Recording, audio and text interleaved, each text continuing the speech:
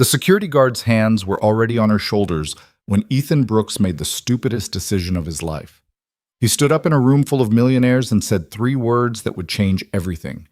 "She's with me." The woman they were dragging out looked like she'd walked through hell to get there. Soaked coat, ruined shoes, ice melting in her hair. Everyone else pretended not to see.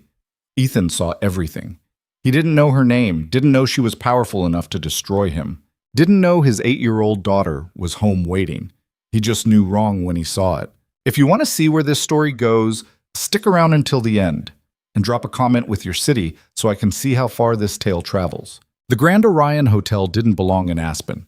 It belonged in some European capital where old money went to remind itself why it mattered. Ethan Brooks stood in the valet circle watching a woman in a fur coat step out of a Bentley, and he felt the same thing he'd felt 20 minutes ago pulling up in his 10-year-old Tacoma, the absolute certainty that he didn't belong here. "Mr. Brooks?" The valet was maybe 19, wearing a burgundy jacket that probably cost more than Ethan made in a week. "We'll take good care of her." Ethan almost laughed. His truck had a dent in the passenger door from where Lily had whacked it with her bike last summer. The check engine light had been on since October. "Yeah, thanks." He'd worn his only suit, charcoal gray, bought 6 years ago for a wedding he barely remembered. The pants were a little tight now. The jacket hung differently than it used to. Sarah used to tell him he cleaned up nice. Sarah used to tell him a lot of things. "Invitation, sir?" The doorman was older, professional. Probably saw 100 guys like Ethan every week. People who'd gotten invitations by accident or obligation, who showed up because someone told them networking mattered, who'd leave within an hour. Ethan handed over the embossed card. His boss had given it to him 3 days ago with a slap on the shoulder and a knowing grin. "Chamber of Commerce thing. Supposed to be good for business. Free food, open bar, bunch of rich folks pretending to care about charity. You should go." "I've got Lily." "Get a sitter. When's the last time you did something for yourself?" The answer was never, but Ethan didn't say that. He'd called Mrs. Chen from 2 floors down. She'd been watching Lily on and off for 3 years, ever since Sarah left. Since Sarah decided being a wife and mother in a small Colorado town wasn't the life she'd signed up for. Since she got in her Subaru with 2 suitcases and drove to Seattle without looking back. Inside, the Grand Orion swallowed him whole. The lobby opened into a ballroom that looked like something out of a movie. Crystal chandeliers hung from a ceiling painted with clouds and angels. White marble floors reflected golden light. A string quartet played near a fountain made entirely of champagne glasses. Women in gowns that cost more than his rent moved like schools of tropical fish. Men in tuxedos stood in tight circles, laughing at jokes that probably weren't funny. Ethan grabbed a glass of something from a passing waiter and found a corner.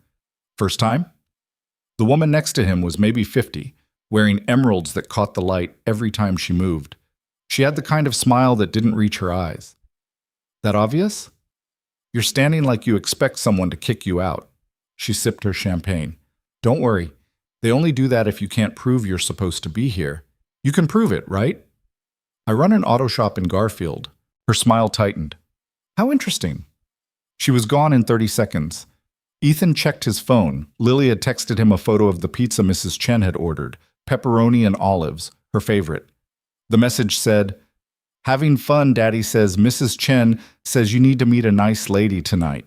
He typed back, "Mrs. Chen talks too much. Be good. Love you." 3 dots appeared, disappeared, appeared again. "Okay, love you too, but seriously, Daddy, you need a girlfriend." 8 years old and already trying to fix his life. Ethan pocketed the phone and looked around the ballroom. His boss was wrong. This wasn't networking. This was theater. Everyone performing their wealth, their status, their importance. The charity part, some foundation for underprivileged kids, felt like an excuse. A way to feel good about spending $500 on a plate of food they'd barely touch. He was planning his exit strategy when the commotion started. Near the main entrance, voices rose above the quartet. Heads turned. The smooth surface of the evening cracked just enough to let something real through.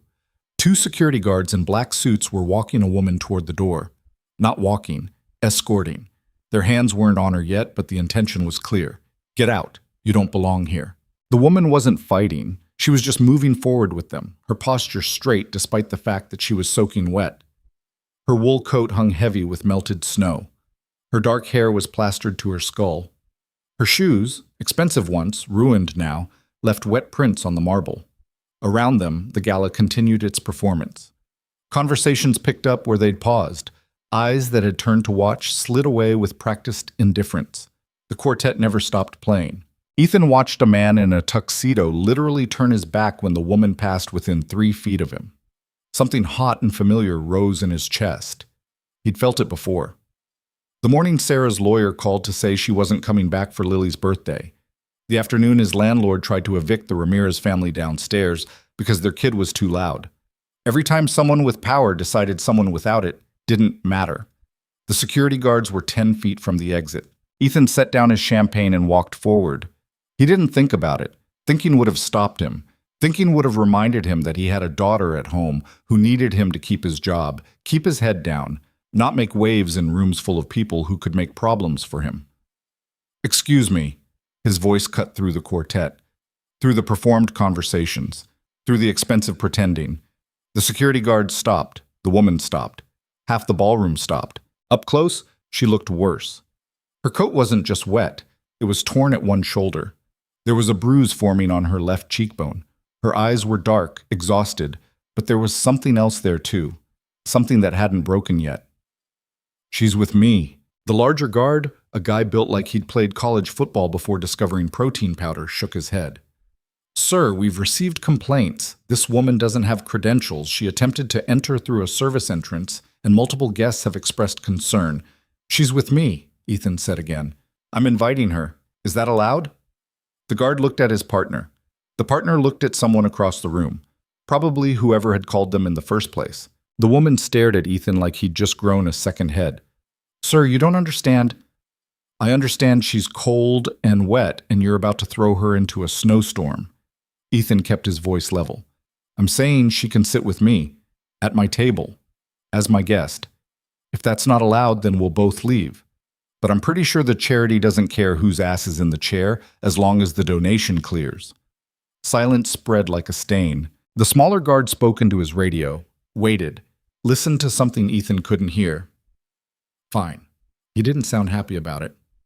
"But she's your responsibility. Any problems, you both go." "Fair enough." The guards walked away, already talking into their radios again, probably reporting to whoever had sent them in the first place. The woman stood there dripping on the marble. "Thank you."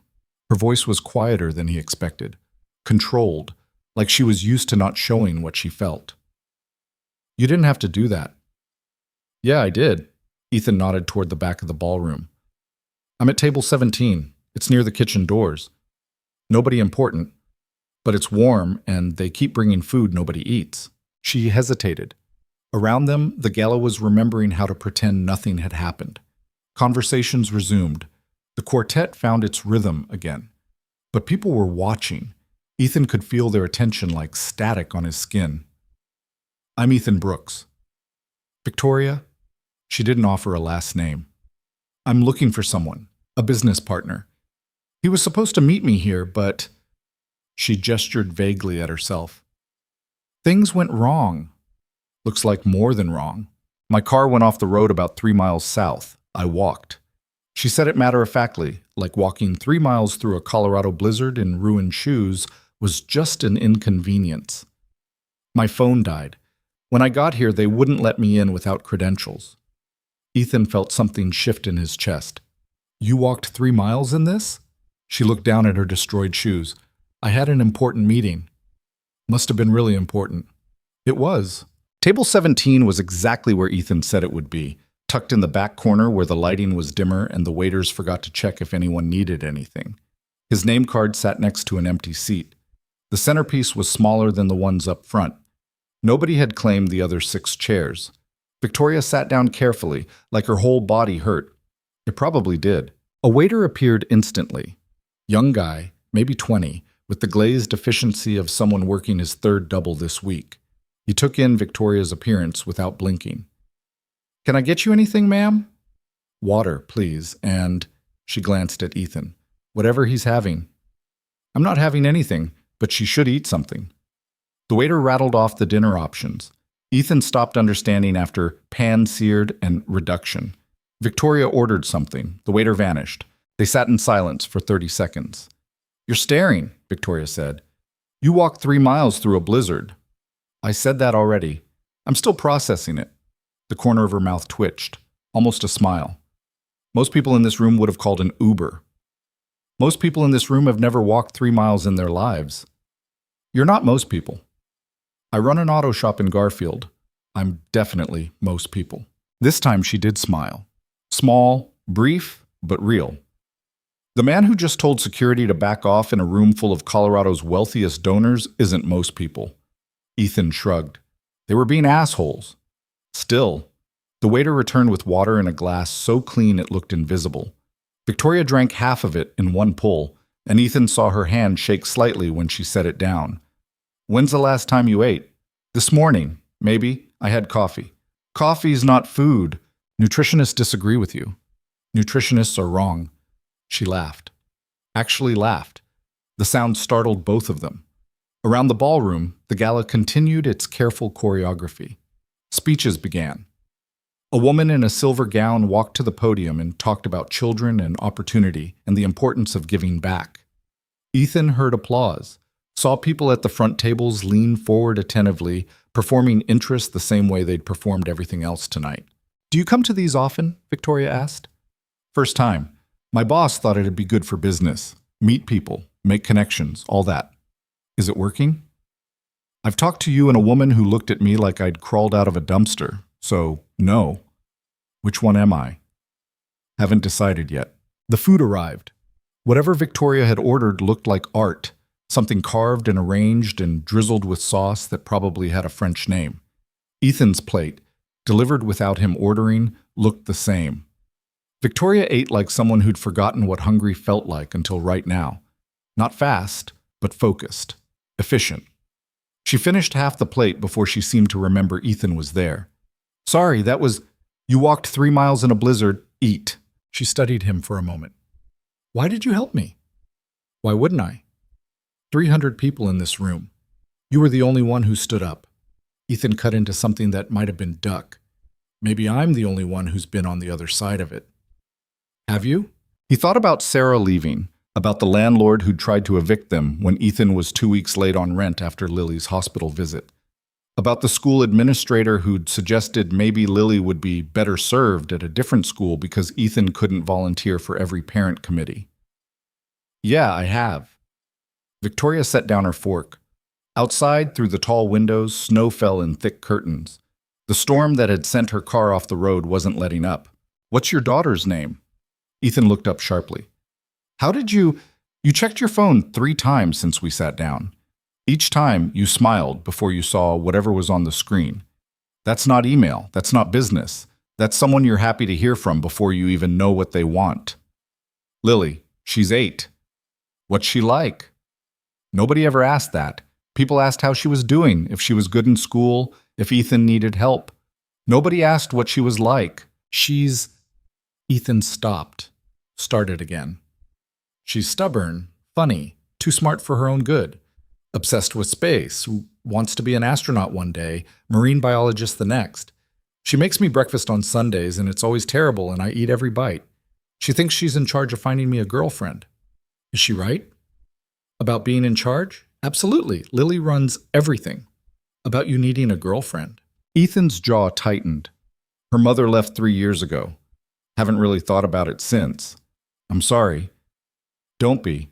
Sarah did us both a favor. Better to know who's going to stay than wonder when they'll leave." Victoria was quiet for a long moment. When she spoke again, her voice was different, softer. "That's a hard way to see the world. It's an honest way. Maybe both." The speeches were winding down. Applause rippled through the front tables. Ethan saw people checking their phones, preparing for the next phase of the evening. The part where they'd migrate to the bar, form new clusters, continue the networking that was the real purpose of being here. "Who were you supposed to meet?" Ethan asked. Victoria's expression shuddered, back to controlled. "A potential investor, someone who could have changed the trajectory of my company." "What kind of company?" "The kind that people either love or want to destroy. Usually both." She picked up her water glass, set it down without drinking. I've been CEO for 4 years. Built it from nothing. Every step, someone's told me I was too young, too inexperienced, too female. Every success, someone's tried to take credit or take over. Sounds exhausting. It is. Why do it? She looked at him like he'd asked why she breathed. Because it's mine. Because I'm good at it. Because... She stopped, laughed without humor. Because if I don't, someone else will. And they'll do it worse. Ethan understood that. The weight of being the only thing standing between the world and disaster. He felt it every time Lily asked him if Mommy was coming back. Every time he had to be both parents, both safety nets, both everything. The person you were meeting, he said. They stood you up? I don't know. Maybe. Maybe they saw the weather and decided it wasn't worth the drive. Maybe they found a better offer. Maybe... Victoria pressed her fingers to her temples. It doesn't matter. I failed. I wrecked my car, lost my phone, showed up looking like I crawled out of a drainage ditch, and got security called on me. Not exactly the power move I was planning. You walked 3 miles through a blizzard because you made a commitment. Most people would have turned around. Most people have better survival instincts. Maybe. Or maybe they just don't care enough. Something cracked in her expression. Just for a second, Ethan saw past the control, past the exhaustion, to something raw underneath. I care, she said quietly. Sometimes I think I care too much. About the company, about doing it right, about proving... She shook her head. Sorry, you didn't sign up for a therapy session. I told security you were with me. I think I signed up for whatever comes with that. She smiled. Sad, but real. You're a good person, Ethan Brooks. I'm really not. I'm just tired of watching people get thrown away. They sat in silence while the ballroom continued its transformation. The dinner portion was ending. The networking portion was beginning. Ethan saw his boss across the room, deep in conversation with a man in a tuxedo that probably cost more than Ethan's truck. He should have been over there, making connections, being useful. He stayed where he was. Can I ask you something? Victoria said. Sure. Why are you here? Really? Ethan considered lying, saying the thing about networking, about business, about all the rational reasons people went to events they hated. Instead, he told her the truth. My daughter thinks I need to get out more. My boss thinks I need to act more professional. I think... He paused. I think I came because someone told me to, and it was easier than explaining why I didn't want to. And do you? Want to be here? He looked around the ballroom, at the performed wealth, the careful status games, the hundreds of people pretending their money made them matter. Then he looked at Victoria, at the woman who'd walked 3 miles through hell for a meeting, who'd let herself be humiliated at the door rather than make a scene, who was sitting here in a ruined coat talking to a mechanic from Garfield like he was worth her time. Right now? He said. Yeah, I do. She held his gaze for a long moment. Then the ballroom fell silent, not the comfortable silence of a moment between songs, the sharp silence of something breaking. Ethan turned and saw them coming, a group of 6, maybe 7 people moving through the crowd like a wave. At the center was a man Ethan vaguely recognized, silver hair, expensive tan, the kind of confidence that came from never being told no. Behind him, younger versions of the same thing, suits and gowns and smiles that didn't quite hide the calculation underneath. They were heading straight for table 17. Victoria saw them and went absolutely still. Her hand tightened around her water glass. Do you know them? Ethan asked. Yes? Friends? No. The silver-haired man reached their table first. Up close, he looked like money that had aged well, lean, polished, preserved by expensive doctors and better lawyers. His smile was white and sharp. Victoria Hale. His voice carried across the back of the ballroom. When they said you were here, I didn't believe them. Victoria stood slowly. Ethan stood with her, not sure what else to do. Mr. Westfield. Please, we've known each other too long for formality.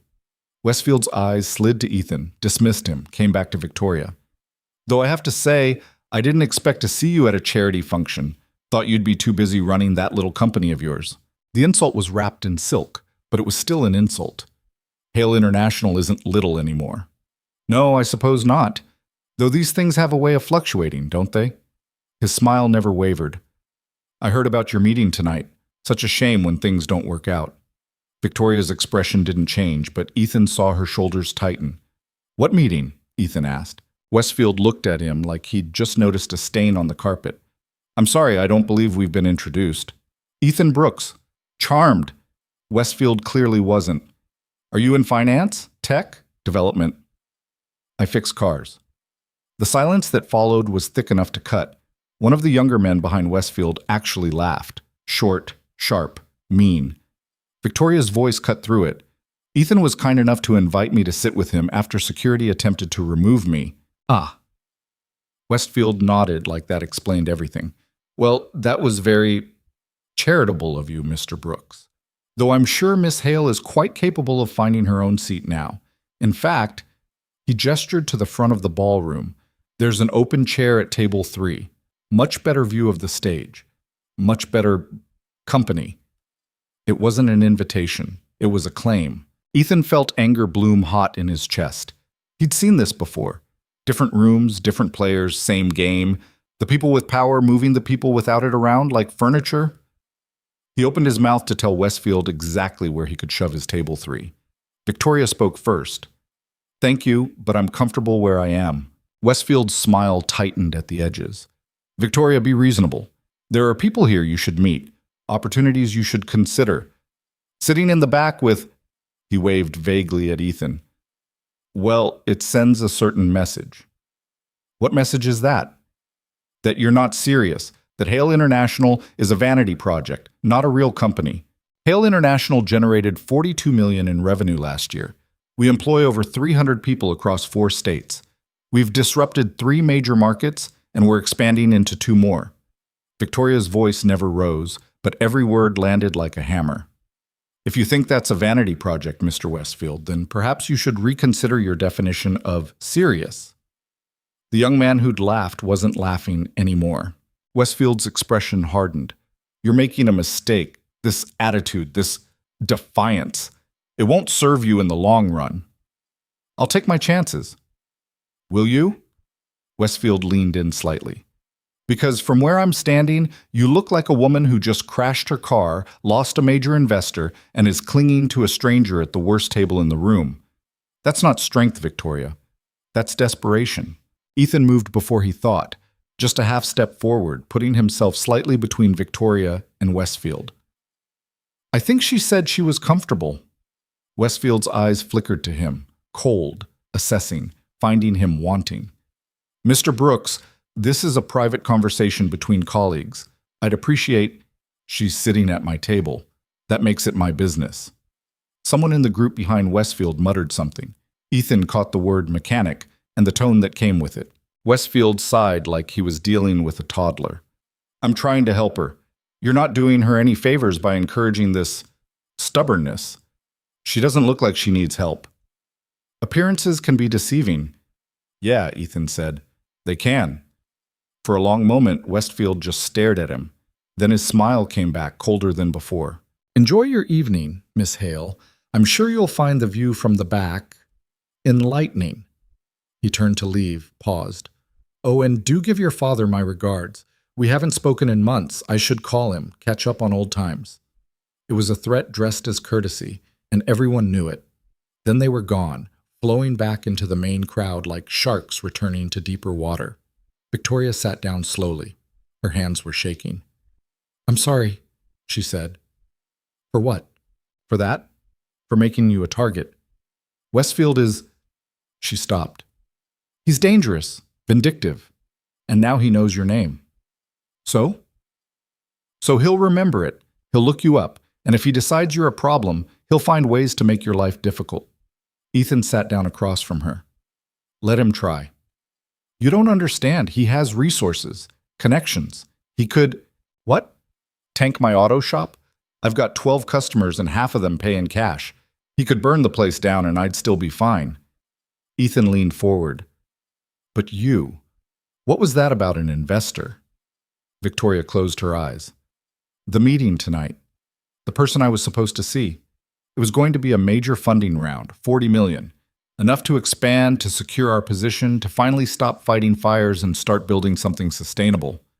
And? And Westfield got to them first. I don't know how. I don't know what he offered, but they canceled this afternoon, 2 hours before I left. Her voice cracked. I came anyway. I thought maybe I could salvage it. Maybe if I showed up, if I made my case in person. You drove through a blizzard for a meeting that was already dead. Yes. And you didn't turn around. No. Ethan sat back. Across the ballroom, the gala was hitting its peak. Laughter and conversation and the clink of expensive glasses. Nobody looking their way. Nobody caring. He's wrong, Ethan said. About what? About you being desperate. You're not desperate. You're just the only one still fighting. Victoria opened her eyes. They were wet, but she wasn't crying. My father used to play golf with Westfield, back when I was a kid. They were friends. Then Dad started Hale International in Westfield. She shook her head. He wanted to invest, to be a partner. Dad said no. Told him he wanted to build something himself, without shortcuts. Westfield never forgave him. And now he's coming after you. He's been coming after me since I took over. Every contract, every expansion, every hire. If there's a way to make it harder, he finds it. Because I'm my father's daughter. Because I won't bow. Good. She looked at him. Good? You don't bow to people like that. You bow once. They own you forever. Even if it costs you everything? Ethan thought about Sarah. About the choice she'd given him 3 years ago. Move to Seattle, give up the shop, become someone he wasn't, or let her go. Yeah, he said. Even then. They sat in silence while the ballroom spun around them, while Westfield held court at table 3, while people laughed and drank and pretended the world was exactly what they wanted it to be. Ethan's phone buzzed. Lily. Mrs. Chen says I have to go to bed soon, but I wanted to say goodnight first. He smiled and typed back. Good night, kiddo. Love you to the moon. Love you to Mars. That's farther. I know. When he looked up, Victoria was watching him. She's lucky, Victoria said. I'm the lucky one. No, trust me. I know what it's like to have a parent who cares more about their company than their kid. Lily has you. That's luck. Before Ethan could respond, a murmur rippled through the crowd. Heads turned. People pulled out phones. Ethan saw Westfield stand up at table 3, saw him smile. Then he saw Victoria's face drain of color. What? He asked. She was staring at her borrowed phone. One of the waiters had lent it to her earlier. Her hand shook. They know. Who knows what? Everyone. She turned the phone toward him. On the screen was a social media post. A photo of Victoria sitting at table 17, her ruined coat still dripping, her hair still wet. The caption read, CEO of Hale International slumming at tonight's charity gala. Is this desperation or a cry for help? Below it, comments were already piling up. Oh God, Victoria whispered. They know who I am. And that's when the room changed. It happened fast. Like a switch flipping. People who'd ignored them all night suddenly couldn't stop staring. Conversations paused mid-sentence. Phones came out everywhere. Westfield was walking back toward their table, and this time he wasn't alone. He'd brought the whole room with him. The shift happened in waves. First came the whispers, spreading through the ballroom like wildfire through dry grass. Then the stares, no longer pretending to be polite. Then the movement, a slow migration toward table 17, as if Victoria had suddenly become magnetic and everyone else was made of iron. Ethan watched it happen with a sick feeling in his stomach. 5 minutes ago, these people wouldn't have looked twice at their corner. Now they were circling like vultures who'd just spotted something dying. Miss Hale, a woman in a crimson gown materialized at Victoria's elbow. Jennifer Ashford, we met last year at the Tech Summit in Denver. I've been following Hale International's growth, and I have to say it's truly impressive. Victoria's face was a mask. Thank you. I'd love to set up a meeting, compare notes. We're doing some fascinating work in the sustainable energy sector, and I think there could be some real synergy. Victoria, a man in his 40s, balding, overeager. Tom Richardson, Richardson Capital. I've been trying to reach your office for weeks. Listen, I know you're in the middle of a funding round, and I want you to know we're very interested. Another voice cut in. Miss Hale, Marcus Chen, Chen Ventures. Do you have a card? I'd love to discuss potential partnership opportunities. They kept coming. A flood of handshakes and business cards and smiles that looked like they'd been stamped from the same mold. Every single one of them had ignored Victoria an hour ago. Every single one of them had walked past while security dragged her toward the exit. Now they acted like she was the only person in the room. Ethan stood up. Nobody noticed. He was furniture again, invisible. The mechanic who'd briefly interrupted the natural order before the universe corrected itself. Victoria caught his eye across the growing crowd. There was something desperate in her look. Not scared, she didn't look scared, but trapped, like she was drowning in shallow water. "Excuse me," Ethan's voice cut through the noise. "She's trying to eat." Jennifer Ashford glanced at him the way you'd glance at a waiter who'd spoken out of turn. "I'm sorry, who are you?" "Nobody." Ethan met her eyes, which is what all of you thought she was 20 minutes ago. The circle went quiet. "I think there's been a misunderstanding," Tom Richardson said carefully. "We're simply trying to, network." "Yeah, I got it." Ethan looked around at the faces, some embarrassed, some annoyed, none of them ashamed. Funny how that works. She shows up wet and alone and you can't get security here fast enough. Then someone posts a photo with her name on it and suddenly everybody's best friends. "Young man, I don't think you understand how these events work." "You're right, I don't. Where I'm from, we don't wait until someone's successful to treat them like a human being." Marcus Chen's expression hardened. "That's quite enough. Miss Hale is perfectly capable of what? Telling you all to go to hell?" Ethan looked at Victoria. "You want them here?" She stood slowly. The crowd parted slightly, giving her room. When she spoke, her voice was level, professional, empty of everything except control. "Thank you all for your interest. If you'd like to discuss business opportunities, please contact my office and we'll schedule something appropriate." She picked up her ruined coat from the back of her chair. "Now, if you'll excuse me, I need to arrange for a car." "I can give you a ride," Jennifer Ashford offered immediately. "I have a driver. We have a helicopter on standby," Tom Richardson interrupted. "Weather permitting, of course." "My firm has an account with every car service in the state," Marcus Chen said. "Whatever you need." Victoria looked at Ethan. Something passed between them, an understanding that needed no words. "Actually," she said, "I already have a ride." The crowd turned to stare at Ethan like he'd just announced he was kidnapping her. "You're leaving with him?" Jennifer Ashford's tone suggested Victoria had announced she was leaving with a homeless person, which Ethan thought was probably how she saw him. "Yes, but we haven't even had a chance to—" "My office will be in touch." Victoria was already moving toward the exit. Ethan followed. Behind them, the crowd stood frozen in confusion and poorly hidden outrage. Westfield's voice carried across the ballroom. "Careful, Victoria. The company you keep reflects on the company you run." She didn't stop, didn't turn around, just kept walking. They made it to the lobby before Victoria's composure cracked. Not completely. She was too good for that. But Ethan saw her hands shaking when she tried to button her coat, saw her jaw clench, saw the exhaustion that had been hiding behind professionalism finally show itself. "I need to—" She stopped, started again. "Can I borrow your phone?" Ethan handed it over, watched her dial a number from memory, wait through 3 rings, then hang up when it went to voicemail. "No answer?" "My assistant. She's probably asleep. It's almost 11. Victoria pressed her fingers to her temples. "My car is totaled. My phone is dead.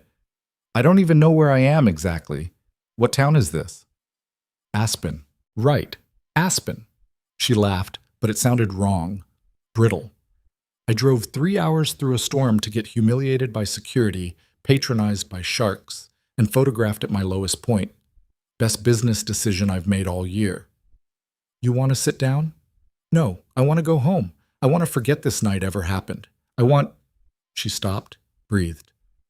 "I'm sorry. You've been nothing but kind, and I'm taking it out on you. You walked 3 miles in a blizzard and got ambushed by every vulture in Colorado. You're allowed to be pissed." "I'm not pissed. I'm—" Victoria looked at him, really looked at him. "I don't know what I am."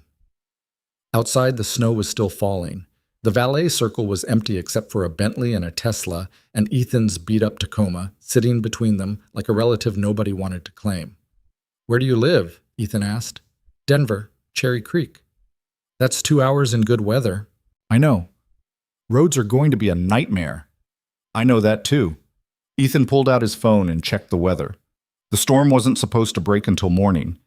Interstate 70 was showing delays, accidents near Georgetown, chain requirements on the passes. He thought about Lily at home with Mrs. Chen, thought about the drive back to Garfield, 30 minutes on clear roads, probably an hour tonight. Thought about Victoria trying to make it to Denver in a car that had seen better days, with no phone and no backup plan. He made a decision he knew he'd regret. There's a hotel 2 blocks from here. Nothing fancy, but it's clean and they'll have rooms. He held up a hand before she could protest. I'm not suggesting anything weird. I'm suggesting you sleep somewhere warm and dry instead of dying on I-70 because you're too stubborn to admit tonight was a disaster. Victoria was quiet for a long moment. Then, what about you? I'll head home. My daughter's waiting. In this weather? I've driven worse. That's not an answer.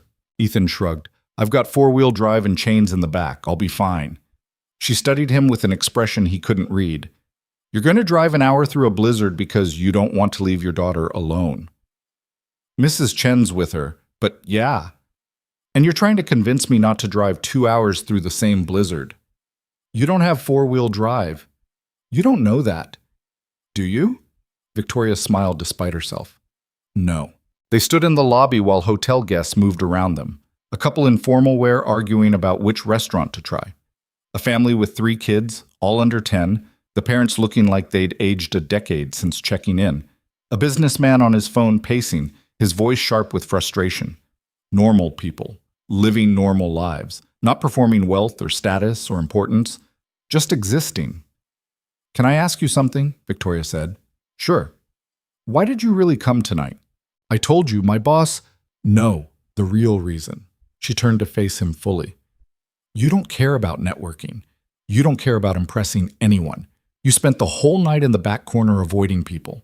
So why show up at all? Ethan was quiet for a moment. Then he told her something he'd never told anyone. Not his boss, not Mrs. Chen, not even Lily. Because Sarah used to say I was too small town, too limited, that I didn't want anything bigger than my shop and my routines and my safe little life. He looked down at his worn suit. She was probably right, but every now and then I make myself do something uncomfortable just to prove I still can, even if it's pointless, even if I hate it. Victoria's expression softened. That's not pointless. Feels like it. It's not. She hesitated. My father used to say the same thing about me, that I was too comfortable, that I'd inherited a company but never built anything myself, that I was playing CEO instead of being one. Was he right? I don't know. Maybe. Victoria looked toward the exit, toward the snow and the dark beyond. 4 years I've been running Hale International. 4 years of 18-hour days and missed birthdays and relationships that died because I couldn't stop working long enough to water them. And tonight, I got to watch a room full of people treat me like garbage until they found out I was worth paying attention to. That bother you? It should. It should make me angry. But mostly it just makes me tired. She pulled her coat tighter. I'm 30 years old and I can't remember the last time someone talked to me like a person instead of a transaction. Until tonight. Until you. Ethan didn't know what to say to that. The valet appeared with a nervous smile and Ethan's keys. Your truck, sir. Thanks. Ethan took the keys, then looked at Victoria. The hotel's called the Alpine Lodge, 2 blocks west. Tell them you need a room and you'll pay in the morning. They'll grumble, but they'll do it. How do you know? Because they did it for me once. 3 years ago, right after Sarah left. He didn't elaborate. Didn't explain the night he'd driven Lily around for 4 hours because she wouldn't stop crying and he couldn't stand being in their apartment alone. Didn't explain how he'd pulled into the Alpine Lodge parking lot at 2 a.m, and the night clerk had taken one look at him and handed over a key without asking questions. Victoria reached into her coat pocket, pulled out a business card that had somehow survived the walk. It was bent and water-stained but still readable. That's my direct line. Not my assistant. Me. She pressed it into his hand. I know you don't want anything from me. I know you helped because you're a good person, and that's what good people do. But if you ever need anything, anything at all, you call that number. Ethan looked at the card. Simple black text on white stock. Victoria Hale, CEO, Hail International. A phone number, an email address. Nothing flashy. I won't call. I know, but take it anyway. He pocketed the card. They stood there in the warm lobby while snow piled up outside and the night got later and reality started pressing back in. Thank you, Victoria said quietly, for standing up when everyone else sat down, for treating me like I mattered when I looked like I didn't, for her voice caught, for reminding me that not everyone keeps score. Take care of yourself, Victoria. You too, Ethan. He walked out into the snow. The cold hit him like a wall. Behind him, through the glass doors, he could see Victoria still standing in the lobby. She looked small and alone and so tired he wanted to turn around and tell her to forget Denver, forget the hotel, forget everything and just rest. But he didn't.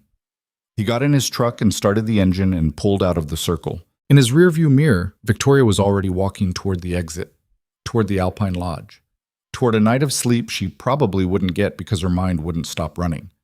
Ethan drove. The roads were worse than he expected. Snow piled up in drifts across the highway. Other cars crept along at 20 miles an hour. His windshield wipers couldn't keep up with the accumulation, but the Tacoma held the road and the chains gave him traction, and after 40 minutes of white-knuckle driving, he saw the Garfield exit. Home. The apartment was dark except for one lamp in the living room. Mrs. Chen was asleep on the couch, her knitting in her lap. The TV played an old movie with the sound off.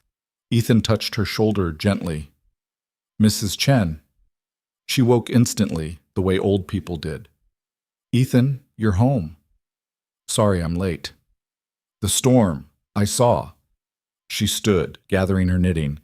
Lily went down at 9, brushed her teeth, said her prayers, read her book. Ethan smiled. Lily didn't pray, and they both knew it, but Mrs. Chen liked to pretend. Thank you for everything. Did you meet anyone nice? Mrs. Chen had that look in her eye, the one that said she was about to suggest introducing him to her niece or her friend's daughter, or literally anyone female and breathing. I met someone, but it's complicated. Complicated is better than nothing. It's literally nothing, Mrs. Chen. She patted his arm. We'll see. After she left, Ethan checked on Lily. She was buried under her space-themed comforter, her stuffed astronaut tucked under one arm. Her nightlight, shaped like Saturn, cast soft shadows on the walls. He watched her breathe for a minute. This small person who trusted him completely, who believed he could fix anything, who had no idea how close they'd come to losing everything when Sarah left. His phone buzzed. Unknown number. This is Ethan. It's Victoria. Her voice was quiet, careful. I hope I'm not calling too late. How'd you get my number? Your boss's contact information was on the gala guest list. I called and explained the situation. He was surprisingly helpful once I mentioned Hail International. Despite everything, Ethan smiled. Yeah, he would be. I'm at the hotel. You were right. They grumbled, but they gave me a room. Good. Silence. Not awkward, just there. I wanted to say thank you again, Victoria said. I know I already did, but I meant it. Tonight was... She stopped. It could have been so much worse. You okay? Honestly? No. I'm in a hotel room in a town I don't know, wearing a bathrobe that smells like bleach, and tomorrow I have to figure out how to get back to Denver without a car or a phone. But I'm not standing in the snow, so better than the alternative. You need help getting back? No. I called my assistant from the hotel phone. She's driving up in the morning. Victoria paused. Can I ask you something? Go ahead. That thing you said about not keeping score, do you really believe that? Ethan thought about it. About Sarah leaving, about the landlord who tried to screw him, about every time someone with power had used it to make his life harder. I believe most people keep score, he said carefully. And I believe the world usually rewards them for it. But I also believe there's got to be another way to live. Otherwise, what's the point? The point is survival. That's not living. That's just not dying. Victoria was quiet for a long time. When she spoke again, her voice was different, softer, more real. I've spent 4 years keeping score. Every slight, every betrayal, every person who tried to take what I built. I remember all of it, and I've told myself that's strength. That's how you survive in a world like this. Maybe it is. But tonight, sitting at that table with you, I forgot to keep score. For an hour, I just talked to someone who didn't want anything from me, and it felt. She stopped. It felt like I could breathe. Ethan didn't know what to say to that. Didn't know what she wanted him to say. Get some sleep, Victoria. Will I see you again? The question hung in the air between them. Honest, vulnerable, dangerous. I don't think that's a good idea. Why not? Because you're a CEO in Denver, and I'm a mechanic in Garfield. Because we live in different worlds, and tonight was. Ethan searched for the right word. Tonight was an accident, a moment, not something that continues. What if I want it to continue? You don't. You just think you do because tonight was awful and I was nice, but tomorrow you'll get back to your life and remember that I don't fit in it. You don't know that. Yeah, I do. I was married to someone who figured that out. I'm not doing it again. Victoria was quiet, then, okay. Okay? You're probably right. We're too different. Tonight was a moment, not a beginning. Her voice was steady, but there was something underneath it, something that sounded like disappointment. Thank you for being honest. Victoria. Good night, Ethan. Take care of yourself and that daughter of yours. She hung up before he could respond. Ethan stood in Lily's doorway holding his phone and feeling like he'd just done something right and wrong at the same time. He'd been honest. He'd protected himself and Lily from the inevitable heartbreak of getting involved with someone whose life would never make room for theirs. So why did it feel like he just slammed a door on something that mattered? He went to his own room, changed out of the suit, hung it in the back of the closet, where it would probably stay for another 6 years, lay down in bed and stared at the ceiling. His phone sat on the nightstand, silent. Sleep didn't come easy. The next morning, Lily was already awake and making breakfast when Ethan stumbled into the kitchen. She had eggs going in a pan, too much butter, heat too high, and toast burning in the toaster. Morning, Daddy. Morning, kiddo. What's all this? You looked tired when you got home last night. I heard you, so I thought I'd make breakfast. Ethan's heart did something complicated in his chest. You didn't have to do that. I know, but I wanted to. Lily flipped the eggs. One of them broke. She frowned. Mrs. Chen makes it look easier. Mrs. Chen's been making eggs since before we were born. That's really old. Don't tell her that. They ate together at the small kitchen table. The eggs were overdone and the toast was carbon, but Ethan finished every bite. Lily watched him with those eyes that saw too much. Did you meet anyone last night? A few people. Any ladies? One. Lily's eyes lit up. Is she nice? Very nice. Is she pretty? Lily. What? I'm just asking. She took a bite of toast, grimaced at the taste, kept eating anyway. Mrs. Chen says you need someone. Mrs. Chen says a lot of things. But is she right? Ethan looked at his daughter, 8 years old and already trying to fix problems that weren't hers to fix.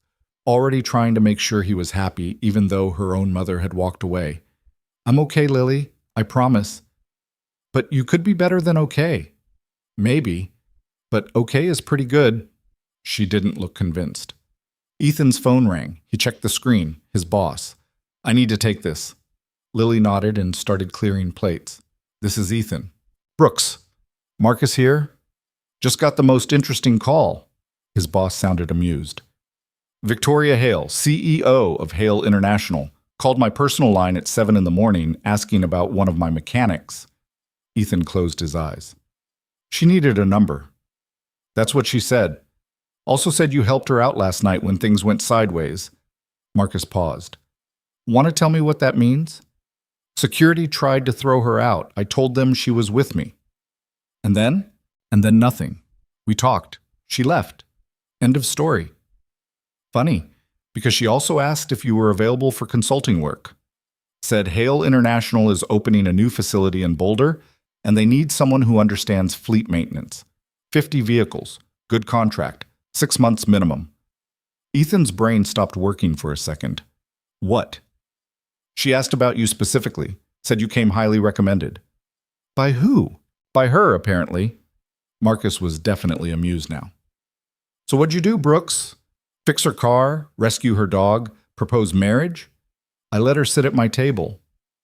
Must have been some table. Ethan ran a hand through his hair. I can't take the contract. Why the hell not? Because it was pity. Because Victoria felt guilty. Because taking money from her would turn last night into a transaction, and that was the one thing it wasn't. Because I've got enough work here. You've got 12 customers and half of them are 2 months behind on payments. This is a real contract with a real company. You'd be stupid to turn it down. Then I'm stupid, Marcus sighed. At least think about it. She left a number, said to call if you're interested. After he hung up, Ethan sat at the kitchen table staring at nothing. Lily appeared in the doorway. What's wrong? Nothing. You're lying. Your face does this thing when you lie. She demonstrated, scrunching her forehead. I don't do that. You totally do. Ethan smiled despite himself. Someone offered me a job. A good one. So take it. It's complicated. Why? Because the person offering it is the lady I met last night, and I think she's doing it because she feels bad, not because she actually needs my help.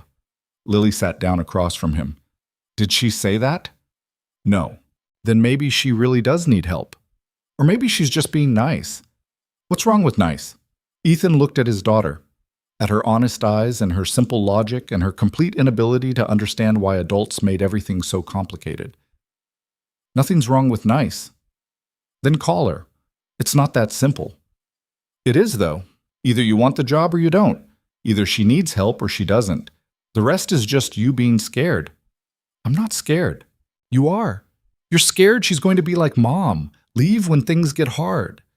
Lily's voice was matter-of-fact, not accusing, just stating truth. But you can't know that until you try.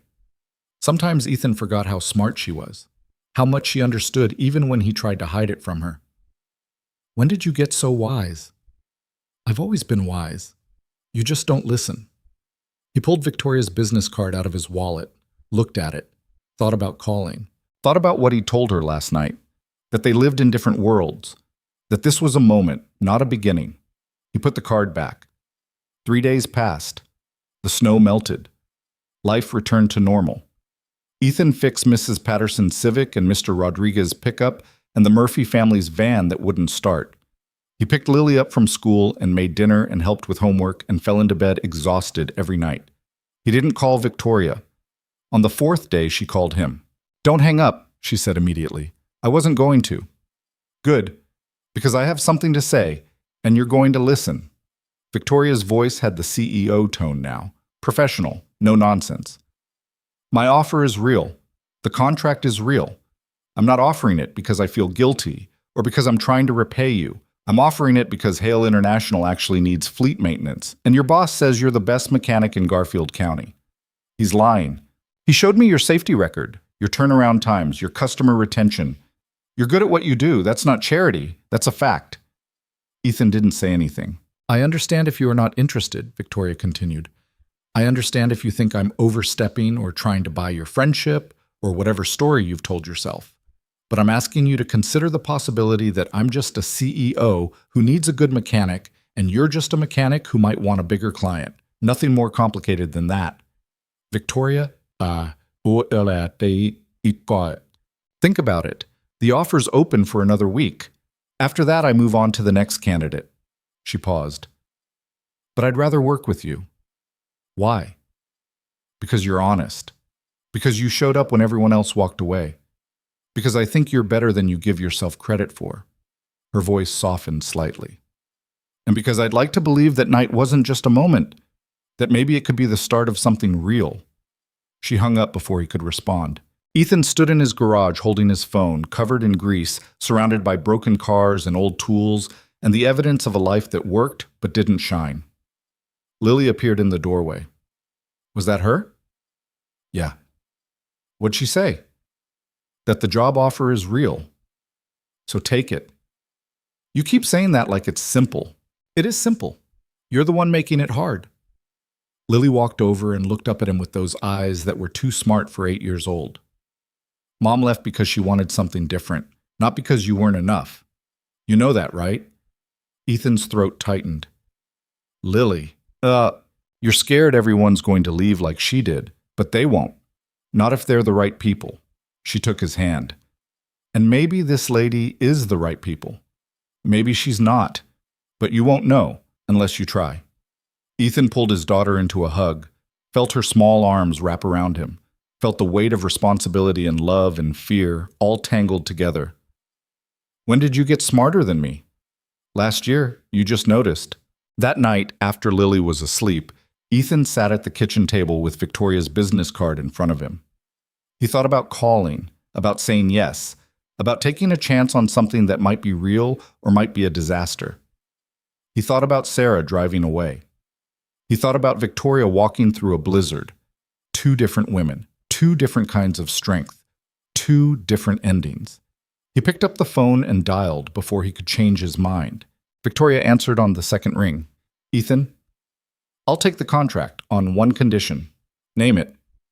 You tell me the truth. Is this about the work or about that night? She was quiet for a long moment. Honestly? Yeah, both. I do need a fleet mechanic. That part's real, but I could have hired anyone. I chose you because... She stopped, started again. Because that night reminded me that there are still people in the world who do the right thing without calculating the cost. And I want more of that in my life, even if it's just professional. Just professional. For now. If that's all you're comfortable with. Ethan closed his eyes, took a breath, jumped. Okay. When do I start? He could hear the smile in her voice. How's next Monday? Monday came faster than Ethan expected. He spent the weekend explaining to Lily why he'd be working in Boulder 2 days a week, rearranging his schedule with his existing customers, and ignoring the voice in his head that kept saying he was making a mistake. Mrs. Chen offered to watch Lily on the Boulder days. It's good, she said, patting his arm. You need to see more of the world than Garfield. I've seen the world. You've seen Garfield and sometimes Aspen. That's not the world. The drive to Boulder took 90 minutes. Ethan left at 5 in the morning, the Tacoma's headlights cutting through darkness that hadn't quite decided to become dawn. His toolbox rattled in the back. His coffee went cold in the cup holder. And with every mile, the knot in his stomach pulled tighter. The Hale International facility sat on the eastern edge of Boulder, a modern building of glass and steel that looked like it had been designed by someone who thought buildings should make statements. The parking lot held maybe 40 vehicles, vans, trucks, a few sedans, all white with the Hale International logo printed on the side in bold blue letters. Ethan pulled into a visitor spot and sat there for a minute, engine running, hands on the wheel. His phone buzzed. Lily. Good luck, Daddy. You got this. He smiled despite his nerves and typed back. Thanks, kiddo. Love you. Love you more now. Go be professional. The lobby was all clean lines and expensive furniture. A receptionist who looked barely old enough to vote sat behind a curved desk made of something that probably cost more than Ethan's truck. Can I help you? Ethan Brooks. I'm here about the fleet maintenance contract. She checked her computer. Oh, yes. Miss Hale left instructions. She's in a meeting, but she wanted me to get you set up with facilities access. She handed him a badge on a lanyard. Wear this at all times. The fleet garage is building C around back. Tom Herrera is expecting you. He's the operations manager. Thanks. Building C was less impressive than the main facility. Concrete floor, metal walls, the smell of oil and exhaust that meant real work happened here. 6 bay doors, lifts, tool chests, a small office in the corner with windows that looked out over the garage floor. A man in his 50s stepped out of the office. He was built like he'd spent his life doing manual labor, broad shoulders, thick arms, hands that looked like they could crush walnuts. His face was weathered and skeptical. Brooks? That's me. Tom Herrera. They shook hands. Tom's grip was testing him, seeing if he'd flinch. Ethan didn't. So you're the miracle worker Hale keeps talking about. I fix cars. Wouldn't call it a miracle. We'll see. Tom walked toward the first bay. We've got 53 vehicles in rotation. Vans, trucks, couple sedans for the executives. Most of them are new enough they shouldn't need much, but We've been having issues. What kind of issues? Breakdowns, delayed maintenance, safety violations. Last month we failed a DOT inspection because 3 trucks had bad brakes. Tom's expression hardened. That reflects on me, on my team. I don't like looking incompetent. Who was handling maintenance before? Contract service. They'd come once a month, do the basics, leave. But they weren't invested. Didn't care if things actually got fixed or just passed inspection. Tom stopped in front of a white van. Miss Hale thinks you're different, thinks you'll actually give a damn. I'll do the job right. That's what the last guy said. They spent the next hour going through the fleet. Tom walked Ethan through each vehicle, explaining routes, common problems, the drivers who treated their vans like rental cars versus the ones who actually cared. Ethan took notes, asked questions, started building a mental map of what needed attention first. You know what you're doing, Tom said finally. It wasn't quite a compliment, more like a grudging acknowledgement. I've been fixing cars since I was 16, I see. Fixing cars and managing a fleet are different things. Yeah, but the basics are the same. Keep them running, keep them safe. Don't cut corners. Tom almost smiled. All right, let's see if you can back that up. Bay 3 needs an oil change and brake inspection. Straightforward. Show me what you've got. Ethan worked while Tom watched from the office. It felt like a test and probably was. He changed the oil, checked the brakes, front pads were at 30%, rears at 40%, inspected the tires, the belts, the fluid levels, everything he'd do for any customer. When he finished, Tom came down and looked over the work, checked the oil level, examined the brake pads Ethan had set aside. These had another month in them. Maybe. But why wait until they're grinding? Replace them now. You avoid an emergency stop situation later. Tom was quiet for a moment. Then he nodded. You're hired. I thought I was already hired. Miss Hale hired you. I just decided not to make your life hell. Tom walked back toward the office. You'll be here Mondays and Wednesdays, full day, 7 to 4. Lunch is 30 minutes. Take it whenever. My team's got 5 guys. They handle the routine stuff. You handle the problems. Anything major, you run it by me first. What counts as major? Anything over 500 in parts. Anything that keeps a vehicle off the road more than 2 days. Anything DOT related. Tom sat down at his desk. And anything involving the executive vehicles. Those go through Miss Hale directly. She drives one of these? Black sedan, Audi, parks it in the executive lot. Tom pulled out a file. Maintenance schedule says it's due for service next week. 30,000-mile check. You'll handle it. Ethan felt something twist in his chest. He'd known he'd see Victoria eventually, but he'd somehow convinced himself it would be professional, distant, not personal. An oil change on her car felt personal. Problem? Tom asked. No, just wondering why I'm handling executive vehicles if you've got a team. Because Miss Hale specifically requested you, said she trusts your work. Tom's expression was unreadable. You two know each other? We met once. Must have made an impression. I let her sit at my table. Tom stared at him. That's it? That's it. And she gave you a 50-vehicle contract because you were polite? Apparently. Tom leaned back in his chair, studying Ethan like he was trying to solve a puzzle. You know what people say about Miss Hale? No. They say she's brilliant, ruthless, built this company from nothing while everyone said she'd fail. Doesn't make friends, doesn't make mistakes, doesn't let anyone close. Tom paused. But she hired you. That means something. It means she needs a mechanic. It means she sees something in you. Tom pulled out a maintenance log. Just don't screw it up. She's been through enough. Before Ethan could ask what that meant, the office phone rang. Tom answered, listened, his expression changing. Yeah, she's here. I'll send him up. He hung up and looked at Ethan. Miss Hale wants to see you. Main building, top floor, office suite. Receptionist will tell you where. Ethan's stomach dropped. Now? Now. The elevator to the top floor was glass on 3 sides, showing boulders spread out below. Ethan watched the city shrink as he rose, feeling like he was leaving solid ground behind. The top floor was all executive territory. Thick carpet, quiet.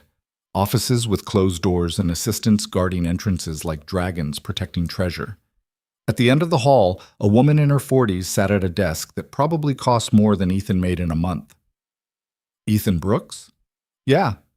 Miss Hale is expecting you. Go right in. Victoria's office was twice the size of Ethan's apartment. Floor-to-ceiling windows showed the flat irons in the distance. The furniture was modern and expensive without being showy. A massive desk held two monitors, a laptop, and neat stacks of folders.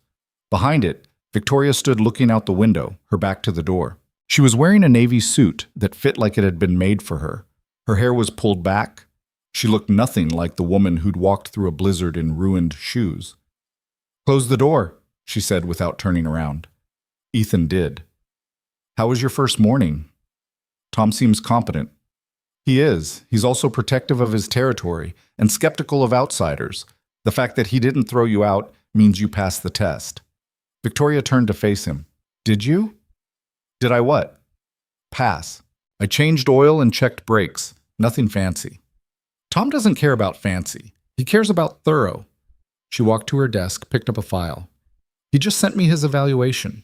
Says you know what you're doing. Says you might actually fix our problems instead of just managing them." "That's the job, isn't it?" "It should be. But most contractors do the minimum. You did more." Victoria set down the file. "Thank you." "For what?" "For taking this seriously. For showing up. For—" She stopped. "For saying yes." They stood there in the expensive silence of her office, and Ethan felt the distance between them like a physical thing. This wasn't Table 17. This wasn't two people talking honestly in the back of a ballroom. This was CEO and contractor, professional. Exactly what he'd said he wanted. So why did it feel wrong? "Is that all?" Ethan asked. Victoria hesitated. "No, I wanted to explain something about that night, about why I offered you this contract." "You already explained." "I gave you the professional reason, the one that makes sense on paper."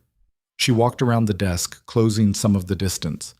"But the truth is, I haven't stopped thinking about that night, about the way you stood up when everyone else sat down, about the way you talked to me like I was a person instead of a title." "Victoria, let me finish." Her voice was steady, but there was something vulnerable underneath it. "I've spent 4 years building this company, 4 years proving I deserve to be here. And somewhere along the way, I forgot what it felt like to be around someone who didn't want something from me. Until you. I'm working for you. That's wanting something. You're working for my company, not for me. There's a difference." She looked at him directly. "I'm not expecting anything from you except good work, but I wanted you to know that this—" She gestured at the office, the building, the world she'd built. "Gets lonely sometimes. And that night was the first time in years I didn't feel alone." Ethan didn't know what to say. Every instinct told him to back away, to keep this professional, to protect himself and Lily from getting tangled up in something complicated. But he remembered Victoria walking through a blizzard, remembered the exhaustion in her eyes, remembered the way she'd looked at him when he said she mattered. "I'm not good at this," he said finally. "At what?" "People. Relationships. Knowing what to do when someone actually gives a damn." He ran a hand through his hair. "My ex-wife left because I wasn't enough. Because my life was too small and my dreams were too ordinary. I'm still that person. Still small town, still limited." "You think that's a flaw, isn't it?" "No." Victoria's voice was firm. "It's honesty. It's knowing who you are and not apologizing for it. Do you know how rare that is?" "In your world, maybe. In any world." She sat down on the edge of her desk. Less CEO now. More like the woman at Table 17. "I'm not asking you to be someone you're not. I'm just asking you to consider the possibility that we could be friends. Real friends. The kind who actually care about each other instead of what we can get from each other." "Is that allowed? CEO and contractor being friends?" "I make the rules, so yes." Despite everything, Ethan smiled. "You're stubborn." "I prefer determined." "Same thing. Completely different." Victoria stood up. "Go back to work. Do the job you were hired to do." "But Ethan?" She waited until he met her eyes. "If you ever want to talk about anything, not work, just life, you have my number." He left her office feeling like he'd just agreed to something without knowing what. The elevator ride down felt longer than the ride up. By the time he got back to Building C, it was almost noon and Tom was watching him with an expression that said he knew exactly where Ethan had been. "Everything okay?" Fine. She's intense, isn't she? Ethan thought about Victoria standing in her office, being vulnerable in a way that probably terrified her. Yeah, she is. Don't let it get to you. She's like that with everyone. Tom handed him a work order. Van 12 needs a transmission fluid change. Should keep you busy till lunch. The week fell into a rhythm. Mondays and Wednesdays in Boulder, working through the fleet. Oil changes, brake jobs, tire rotations. The occasional diagnosis that took longer than expected. Tom's team warmed up to him after the second week when Ethan fixed a problem with Van 7 that 3 other mechanics had missed. A cracked motor mount that was causing vibrations the driver had complained about for months. How'd you catch that? One of the guys asked. Listened. The vibration had a pattern. That usually means something's loose or cracked. The other mechanics just said it was normal wear. Then they weren't listening. Victoria kept her distance. Ethan would see her occasionally, walking through the parking lot, standing in the lobby talking to someone, once getting coffee in the break room at 6 in the morning when she thought no one else was there. They'd nod. Exchange brief hellos, keep it professional. But Ethan felt her watching sometimes, not in a creepy way. More like she was checking to make sure he was real, that the night at the gala hadn't been something she'd imagined. 3 weeks in, everything changed.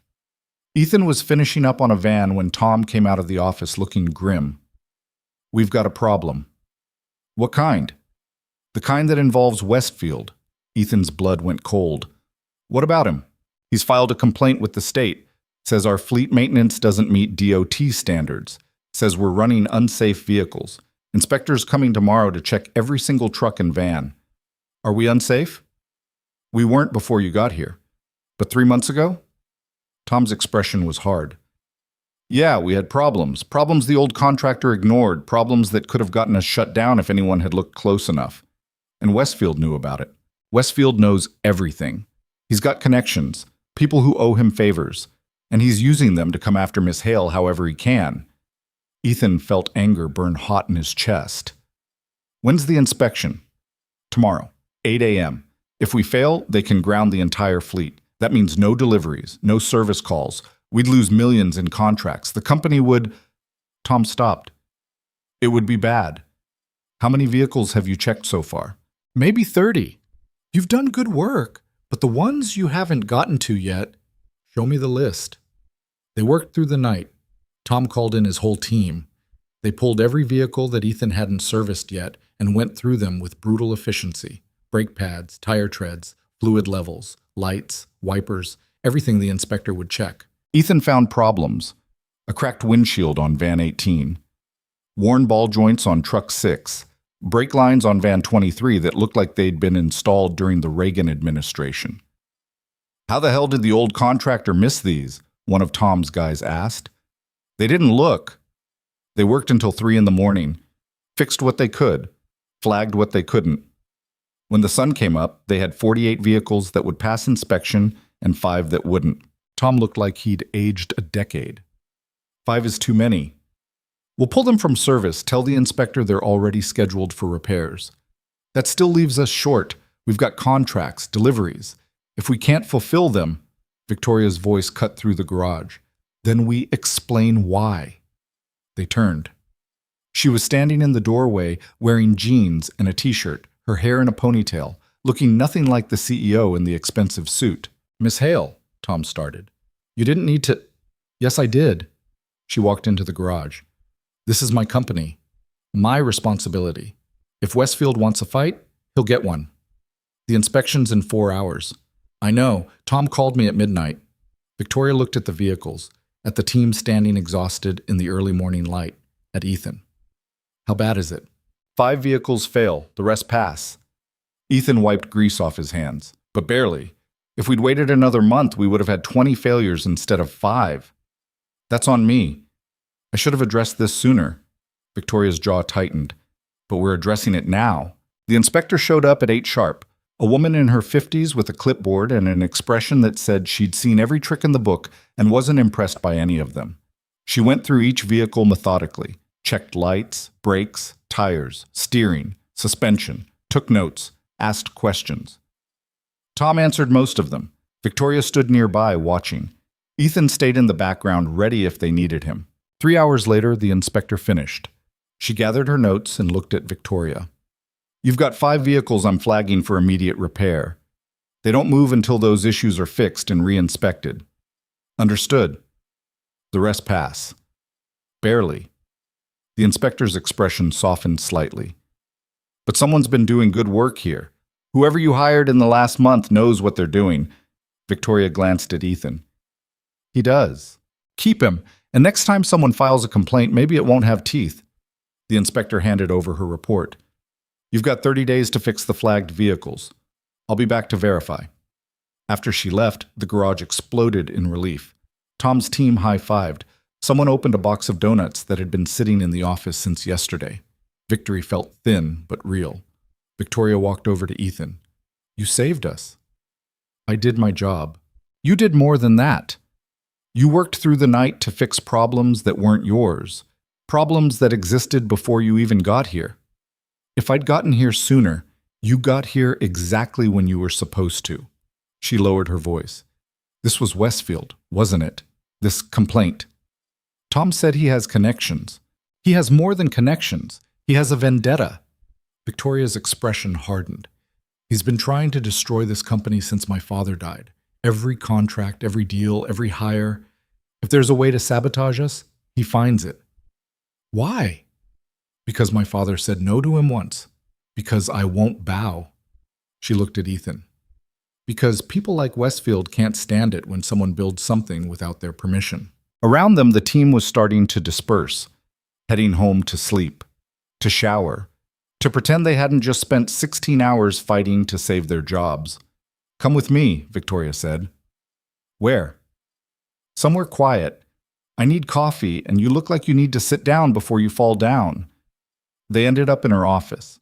Victoria made coffee in a machine that probably cost more than Ethan's monthly rent. The sun was fully up now, boulders spread out below them in morning light. I'm sorry, she said, handing him a mug. For what? For dragging you into this, into my war with Westfield. If I'd known he'd come after the fleet, you would have what? Not hired me? Let your vehicles fall apart? Ethan shook his head. This isn't on you. It is, though. Everything Westfield does is because of me, because I won't sell, won't merge, won't let him turn Hale International into another piece of his empire.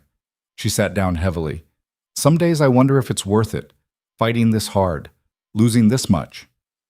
What would you do instead? I don't know. Sell, take the money, start something smaller, something he doesn't care enough to destroy. You don't mean that, don't I? Victoria looked at him. 4 years, Ethan. 4 years of 16-hour days and constant battles and watching everyone around me get hurt because I won't quit. My father built this company. Maybe he'd be disappointed that I can't hold it together. Or maybe he'd be proud that you're still fighting. She smiled sadly.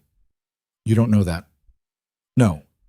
But I know you didn't walk 3 miles through a blizzard because you're a quitter. They sat in silence. Outside, Boulder woke up. Traffic increased. People headed to jobs and lives and problems that probably felt overwhelming to them too. Can I ask you something? Victoria said. Sure. That night, at the gala, when you stood up. She set down her coffee. What were you thinking? Ethan thought back, to the ballroom, to Victoria being escorted out, to the choice he'd made without thinking. I was thinking that I'd been on the other side of it, being invisible, being disposable. And I was thinking that if one more person pretended not to see, then maybe being invisible was all you'd ever be. Victoria's eyes were wet, not crying, but close. Thank you, she said quietly, for seeing me. You're pretty hard to miss. She laughed, surprised, real. You're good at that. At what? Making me feel normal, like I'm just Victoria instead of the CEO everyone's either trying to impress or destroy. You are just Victoria. Not here. Here I'm the woman who inherited a company and spent 4 years proving she deserves it. Here I'm the target Westfield can't quite hit. Here I'm... She stopped. I'm tired, Ethan. I'm so tired of being strong. He wanted to tell her she didn't have to be. Wanted to say she could rest, could let someone else carry the weight for a while. But he knew that wasn't true. CEOs didn't get to rest. Single fathers didn't get to quit. People who carried responsibility didn't get days off just because they were exhausted. Then be tired, he said instead. Just for a minute. Nobody's watching. Victoria closed her eyes, breathed, let her shoulders drop, stopped performing strength. For 60 seconds, she was just a person who'd worked all night and fought too hard and didn't know if it was enough. Then she opened her eyes, and the CEO was back. I should let you go home, get some sleep. What about you? I've got meetings, calls, a company to run. She stood up. But thank you for last night, for this morning, for, she gestured vaguely, all of it. Ethan stood too. They were close enough that he could see the exhaustion she was hiding, the cracks in the armor she wore so well. Victoria. Yeah? You're going to be okay. This company, you, all of it. How do you know? Because you're stubborn, and because you care too much to quit. He smiled. And because you've got a pretty good mechanic making sure your fleet doesn't fall apart. She smiled back. Tired but real. Yeah, I do. Ethan left her office feeling like something had shifted. Not romantic, not professional, something in between, something that mattered. The drive home took forever. He stopped for gas in Idaho Springs and fell asleep in the parking lot for 20 minutes. Made it back to Garfield at noon and found Mrs. Chen and Lily making lunch in his kitchen. Daddy! Lily threw her arms around him. Mrs. Chen said you worked all night. Just a long day, kiddo. You smell like a garage. That's because I was in a garage. Mrs. Chen looked him over with the critical eye of someone who'd raised 4 kids and knew when someone was running on fumes. Sit, eat, then sleep. I'm fine. Sit. He sat. They ate grilled cheese and tomato soup. Lily talked about school, about her friend Emma's birthday party next week, about the book she was reading about Mars. Normal life. Simple life. The life Ethan had built that didn't involve billionaires or inspections or wars he didn't start. After lunch, Lily went to her room to read. Mrs. Chen stayed behind, washing dishes with the efficiency of someone who'd done it 10,000 times. This new job, she said. It's good? It's fine. And the woman? The one you met? Ethan should have known Mrs. Chen would circle back to that. What about her? Is she good? She's my employer, Mrs. Chen. That's not what I asked. She turned to look at him. Is she good? For you? For Lily? It's not like that. Isn't it? No, it's professional. Just work. Mrs. Chen smiled like she knew something he didn't. We'll see. Ethan went to bed at 2 in the afternoon and didn't wake up until Lily climbed into bed with him at 7, shaking his shoulder. Daddy, your phone keeps buzzing. He grabbed it off the nightstand. 3 missed calls from Tom. 2 texts from Victoria. Everything okay? Lily asked. Ethan read the texts. His stomach dropped. I need to make a call. Go finish your homework. But now, Lily. She left, looking worried. Ethan called Victoria back. She answered immediately. Westfield bought out our biggest contractor, she said without preamble. Effective immediately. That's 40% of our revenue. Gone. Can he do that? He just did. Her voice was tight, controlled. Emergency board meeting in an hour. I need to figure out how to keep this company alive. What can I do? Nothing. This isn't your problem. Victoria. Whoa. I'll call you tomorrow, after I know if I still have a company. She hung up. Ethan sat in his bed, phone in hand, feeling helpless, feeling like he'd just watched someone walk into a burning building and couldn't follow. Lily appeared in the doorway.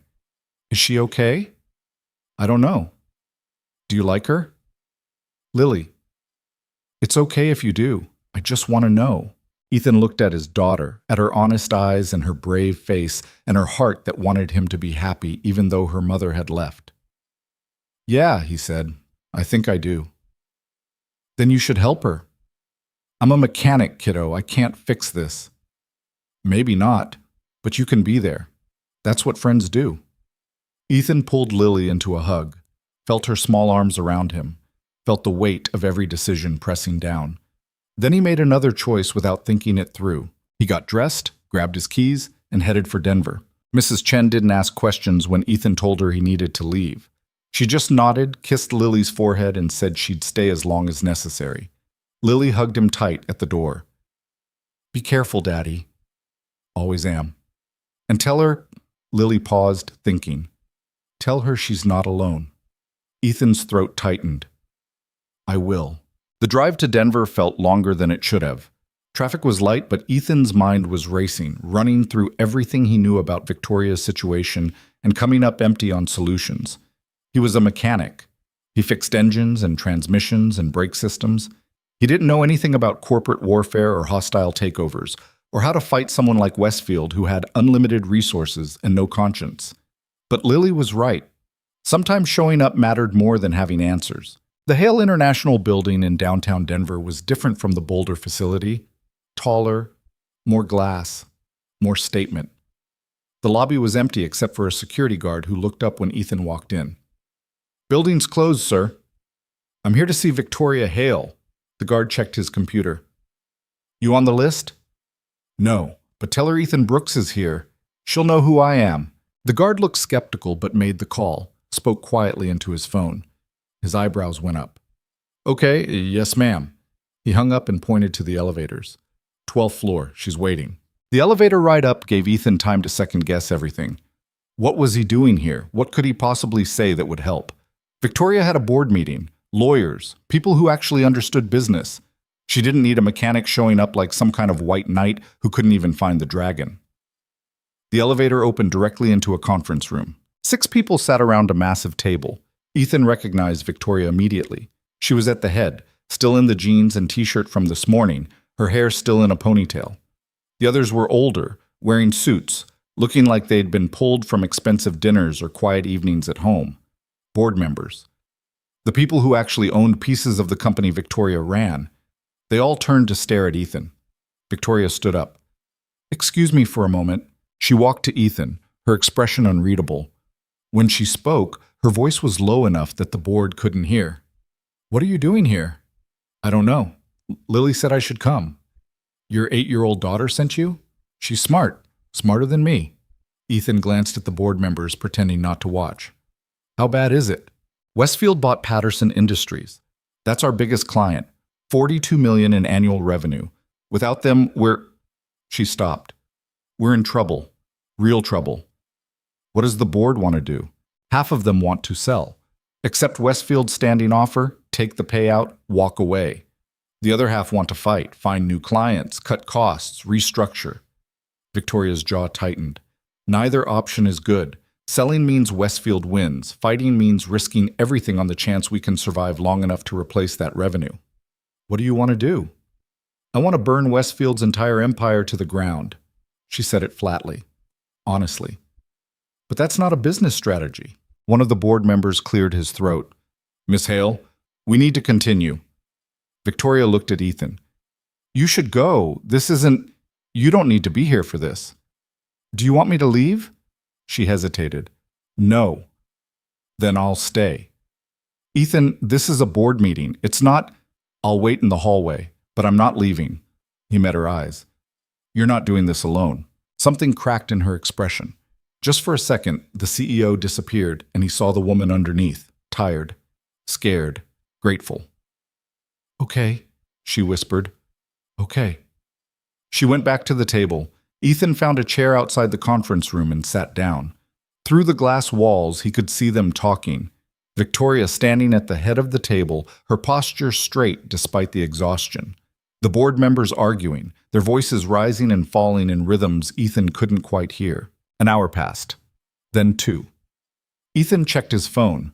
Lily had texted him a photo of her homework, all finished, proud smile, and a message from Mrs. Chen saying she'd put Lily to bed and would stay until Ethan got home. At 10 o'clock, the conference room door opened. The board members filed out, their expressions ranging from angry to resigned. None of them looked at Ethan. The last one out was an older man, maybe 70, with white hair and a face that looked like it had forgotten how to smile. He stopped in front of Ethan. You're the mechanic. Yes, sir. She talked about you. During the meeting, said you saved the fleet inspection, said Westfield tried to destroy us and you stopped him. I just did my job. No, you did more than that. The old man studied Ethan with sharp eyes. My name is Robert Chen. I was William Hale's business partner for 30 years. Watched Victoria grow up. Watched her take over this company when her father died. He paused. She's fighting a war she can't win, not alone. Not against someone like Westfield who's got unlimited resources and no soul. Then help her. I am. I voted to fight, to keep the company independent, but 3 other board members voted to sell. It's a tie. Robert's expression was grim. Victoria has the deciding vote, but if she chooses to fight and we fail, she loses everything.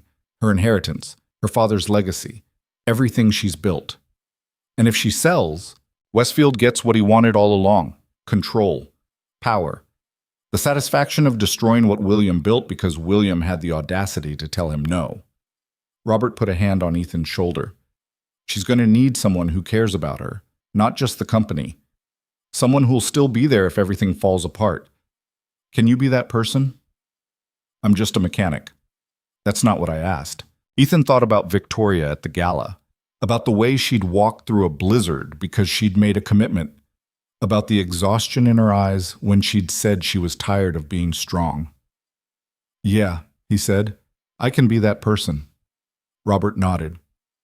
Good, because she's about to make the hardest decision of her life. He left. The hallway went quiet. Through the glass, Ethan could see Victoria alone at the conference table, her head in her hands. He walked in without knocking. She looked up and he saw tears on her face. Not many, just enough to show she was human. They tied, she said. 3 votes to sell, 3 votes to fight. I have to decide. Ethan sat down next to her. What do you want to do? I don't know. If I sell, I lose the company, but everyone keeps their jobs. The contractors keep their contracts. 300 employees don't have to worry about whether they'll have work next month. Victoria wiped her eyes. But Westfield wins. He gets to destroy what my father built, and I have to live with that. And if you fight? If I fight, I'm betting everything on a maybe. Maybe we find new clients. Maybe we survive long enough to replace Patterson's revenue. Maybe Westfield doesn't find another way to sabotage us. She laughed bitterly. A lot of maybes for 300 people's livelihoods. What would your father do? He'd fight. He'd tell me that you don't build something worth having by backing down every time someone threatens you. Victoria looked at Ethan. But my father also died at 58 from a heart attack brought on by stress, by working 16-hour days and fighting battles that never ended. Is that what I want? To die young defending something that might not even survive me? Ethan was quiet for a moment. Then he said something he'd been thinking since the gala. When Sarah left, I had a choice. I could have followed her to Seattle, changed my life, become whoever she needed me to be. Or I could stay in Garfield and be myself. He looked down at his hands, mechanic's hands, scarred and stained and honest. I chose to stay. And for 3 years I've wondered if that was the right call. If I gave up something good because I was too stubborn to change. Did you? I don't know, but I know this. I can look at Lily and tell her I didn't compromise who I was, just to keep someone who didn't really want me. That matters. More than I thought it would. Victoria was watching him with an expression he couldn't read. You think I should fight? I think you should do whatever lets you look at yourself in the mirror. Ethan leaned back. But if you're asking what I'd do, yeah, I'd fight. Because people like Westfield count on everyone else being too tired or too scared or too practical to stand up, and the world gets worse every time they're right. Even if fighting means losing everything? Especially then, because at least you'd lose it on your terms. They sat in silence. Outside the window, Denver spread out in lights. Thousands of people living their lives, completely unaware that 12 floors up, someone was deciding whether to surrender or risk everything. Victoria stood up, walked to the window, pressed her forehead against the glass. My father used to bring me here when I was a kid, before Hale International was anything real. Just an idea and a dream and way too much debt. She smiled at the memory. He'd stand right here and point at the city and say, one day, Victoria, one day everyone down there will know what we built, and they'll know we did it the right way. Did he? Build it the right way? Yeah, he turned down shortcuts, refused bribes, wouldn't compromise his standards even when it would have made everything easier. Victoria turned to face Ethan. He died defending those principles, And I've spent 4 years trying to honor them, but I'm so tired of fighting. Then stop. She looked surprised. What? Stop fighting. Sell the company. Take the money. Walk away. Ethan stood up. I'm serious. If you're done, be done. There's no shame in knowing when to quit. You just said I should fight. No, I said you should do what lets you look at yourself in the mirror. If that's selling, then sell. But don't do it because you're tired. Don't do it because Westfield's a bully. Do it because it's actually what you want. Victoria stared at him. You're the worst motivational speaker. I'm not trying to motivate you. I'm trying to make sure you don't regret this for the rest of your life. And if I regret it either way, then at least you'll know you made the choice instead of letting someone else make it for you. She was quiet for a long time. Then she pulled out her phone and made a call. Robert, it's Victoria. Tell the board I've made my decision. She paused. We fight. When she hung up, her hands were shaking. You sure? Ethan asked. No, but I'm doing it anyway. Victoria walked back to the table, started gathering papers. We've got maybe 4 months before the loss of Patterson's contract starts really hurting us. 4 months to find new clients, cut costs, prove we can survive without them. What do you need? A miracle. Or a plan.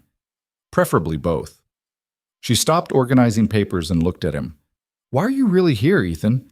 I told you. Lily said, I know what Lily said. But you drove 90 minutes because your daughter told you to? There's more to it than that. Ethan thought about lying, about keeping it safe and professional and distant. He told the truth instead. Because that night at the gala, you were the first person in 3 years who made me feel like maybe I wasn't as small as I thought. Like maybe my life wasn't as limited as Sarah said it was. He met her eyes. And tonight you needed someone who'd show up without calculating what they'd get out of it. So I showed up.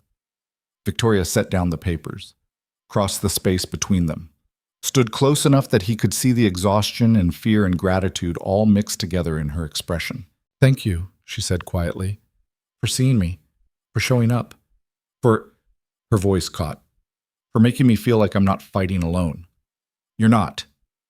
I know, but it's been a long time since I believed that.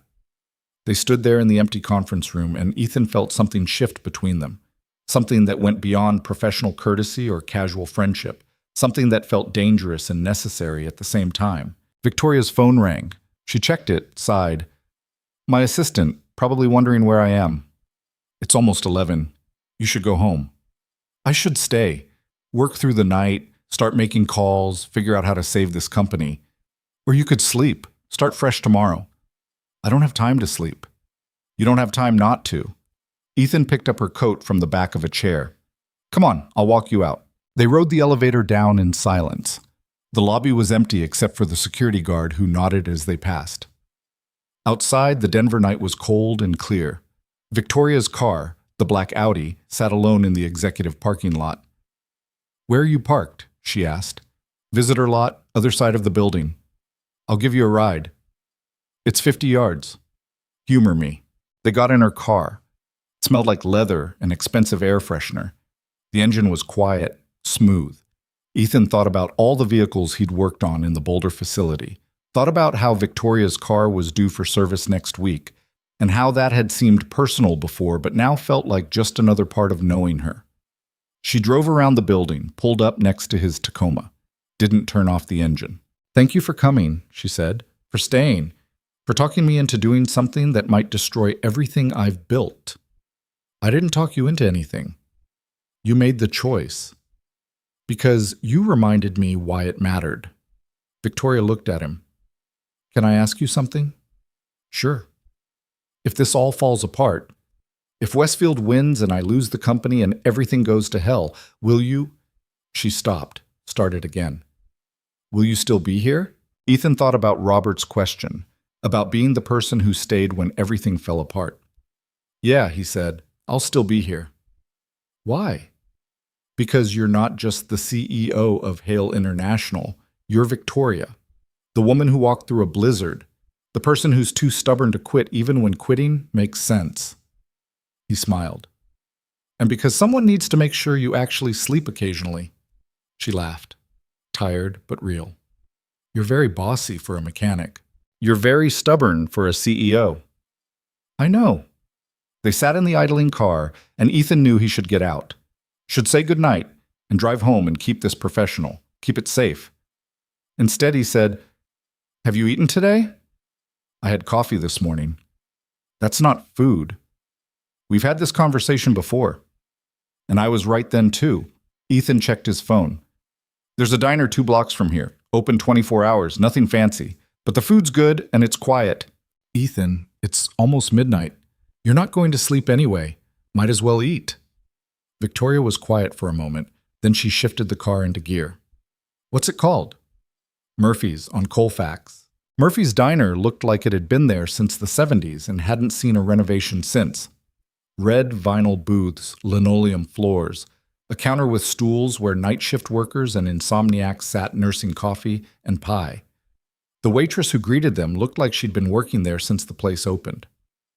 "2?" She grabbed menus without waiting for an answer. They slid into a booth in the back. The menu was laminated and sticky. The table wobbled. Somewhere in the kitchen, a radio played classic rock at low volume. Victoria looked around like she'd just landed on another planet. "When's the last time you were somewhere this normal?" "Define normal." "Cheap coffee, vinyl booths, menus with pictures of the food." She thought about it. "College, maybe. Before Hale International became my entire life." The waitress returned. "What can I get you?" "Coffee," Victoria said. And she looked at the menu. "What's good?" "Everything's good, but the burger's best. Comes with fries." "I'll have that." "Same," Ethan said. The waitress left. Victoria wrapped her hands around the coffee mug when it arrived, like she needed the warmth. "I used to do this with my father. After long days at the office, we'd find some hole-in-the-wall diner and just—" She smiled at the memory. "We'd just sit, not talk about work, not plan strategy, just be 2 people eating burgers." "You miss him." "Every day. He was brilliant, driven, but he also knew how to stop, how to remember that there was more to life than the next deal." Victoria took a sip of coffee. "I don't think I've learned that yet." "You're here now because you dragged me here. You could have said no. I've been saying no to everything except work for 4 years. Maybe it's time I stopped." The food arrived. The burgers were massive, messy, perfect. They ate in comfortable silence while the diner hummed around them. A couple arguing quietly in the next booth. A trucker at the counter scrolling through his phone. A waitress refilling coffee cups with practiced efficiency. Normal life. The kind Victoria had left behind somewhere between college and CEO. "Can I tell you something?" Victoria said. "Yeah. I'm scared about tomorrow, about the next 4 months, about whether I just made the biggest mistake of my life." She set down her burger. "But sitting here right now, I don't feel scared. I feel normal? No. I feel like I'm exactly where I'm supposed to be." She looked at him. "Does that make sense?" "Yeah, it does." They finished eating, split the check despite Victoria's protest that she could expense it, walked back to her car through the cold Denver night. "Thank you," Victoria said when they reached her Audi, "for tonight, for showing up, for reminding me that I'm not just a company that needs saving." "You're not. You're a person who's fighting for something that matters." "I hope you're right." "I am, but you won't believe me until you win." She smiled. "Probably not." Ethan got in his truck and followed Victoria's taillights until she turned toward Cherry Creek, and he turned toward the highway. The drive back to Garfield was long and dark and gave him too much time to think. About Victoria making impossible choices, about Westfield trying to destroy everything she'd built, about the fact that Ethan had somehow gone from letting a stranger sit at his table to driving 90 minutes in the middle of the night because she needed someone who'd show up. He got home at 2 a.m. Mrs. Chen was asleep on the couch again. Ethan covered her with a blanket, checked on Lily, still asleep, still peaceful, and collapsed into his own bed. His phone buzzed. "Victoria." "I'm home. Thank you again for everything." He typed back, "Get some sleep." "You too. See you Monday?" Monday. He set his phone down and stared at the ceiling. Somewhere in Denver, Victoria was probably still awake, still working, still fighting a war that might destroy her. And somehow, Ethan had become part of it. The next 4 weeks were brutal. Victoria threw everything into finding new clients. Ethan heard about it through Tom, who heard about it from the office gossip network. She was traveling constantly, making pitches, taking meetings, working 18-hour days trying to replace the revenue Westfield had stolen. Ethan kept working on the fleet, Mondays and Wednesdays in Boulder, maintaining vehicles and trying not to think about the fact that every van he fixed might be pointless if the company didn't survive. He saw Victoria occasionally, brief moments in parking lots or hallways. She always looked tired, always looked like she was running on coffee and determination and nothing else. "You okay?" he asked one morning when he found her in the Boulder garage at 6 a.m. "Fine. Just needed to check something." She was looking at her Audi like it had personally offended her. "What's wrong?" "Check engine light came on yesterday. I don't have time to deal with it, but I also can't afford to have my car die in the middle of nowhere." "Pop the hood." She did. Ethan spent 10 minutes checking connections, running diagnostics with a scanner he kept in his toolbox, found the problem, a loose oxygen sensor, and fixed it in 5 minutes. "All set." Victoria looked at him. "That's it?" "That's it. Just needed to be tightened. I was going to take it to a dealer. They would have charged me $200. Probably. But they would have also tried to sell you services you don't need." Ethan closed the hood. "This is fine. Just check the light again in a few days. If it comes back on, we'll dig deeper." "Thank you." She paused. "How's Lily?" "Good. Obsessed with tide pools now. Wants to be a marine biologist." "What happened to astronaut?" "That was last month. This month is ocean life." Victoria smiled. "She sounds amazing." "She is. Exhausting, but amazing. I'd like to meet her, someday, if that's—" She stopped. "If you'd be okay with that." Ethan's chest did something complicated. The idea of Victoria meeting Lily felt significant, like crossing a line from professional to something else. "Yeah," he said. "I think Lily would like that." "Good." Victoria checked her watch. "I've got a meeting in 30 minutes, but Ethan?" "Yeah?" "I'm glad you're here. Not just for the cars, for—" She gestured vaguely. "For all of it." She left before he could respond. Tom appeared from the office. "You two done making eyes at each other? Because we've got actual work to do." "We weren't—" "Sure you weren't." Tom handed him a work order. "Van 18 needs a coolant flush. Try to keep your mind on the job instead of on the CEO." 2 weeks later, everything changed again. Ethan was home having dinner with Lily when his phone rang. Victoria. Her voice was different, higher, excited. "We got one." "Got what?" "A client, major contract. Denver Metro Transit wants to outsource their fleet management. $30 million over 3 years. If we get it—" She laughed. "If we get it, we replace most of what we lost from Patterson." "That's great. There's a presentation next week, final pitch. Me against 2 other companies." Her excitement faded slightly. "One of them is Westfield's firm." "Of course it is. But we've got a real shot. A real chance to prove we can survive this. To prove—" Her voice caught. "To prove my father's company doesn't die because some vindictive billionaire can't handle being told no. You're going to kill it." "I hope so, because this is it. This is the moment that decides everything." After she hung up, Lily looked at Ethan with knowing eyes. That was her. "Yeah." "She sounds happy." "She has a big meeting, important one." "Are you going to be there?" "It's a business presentation, kiddo. I don't think mechanics are invited." Lily rolled her eyes. "You're so dumb sometimes." "Excuse me?" "She's your friend. Friends show up for important things. That's like rule number 1. I have work." "You have Mondays and Wednesdays in Boulder. When's the presentation?" "Wednesday." "Then you'll already be there, see? Easy." Lily went back to her spaghetti. "You're going." "I don't think Daddy, you drove to Denver in the middle of the night because I said you should. Now I'm saying you should be at her presentation. So you're going." Ethan looked at his 8-year-old daughter and wondered when she'd gotten so smart and so bossy. "Fine, I'll go." "Good. Now can I have ice cream?" "You didn't finish your vegetables." "I ate half. That's not finished."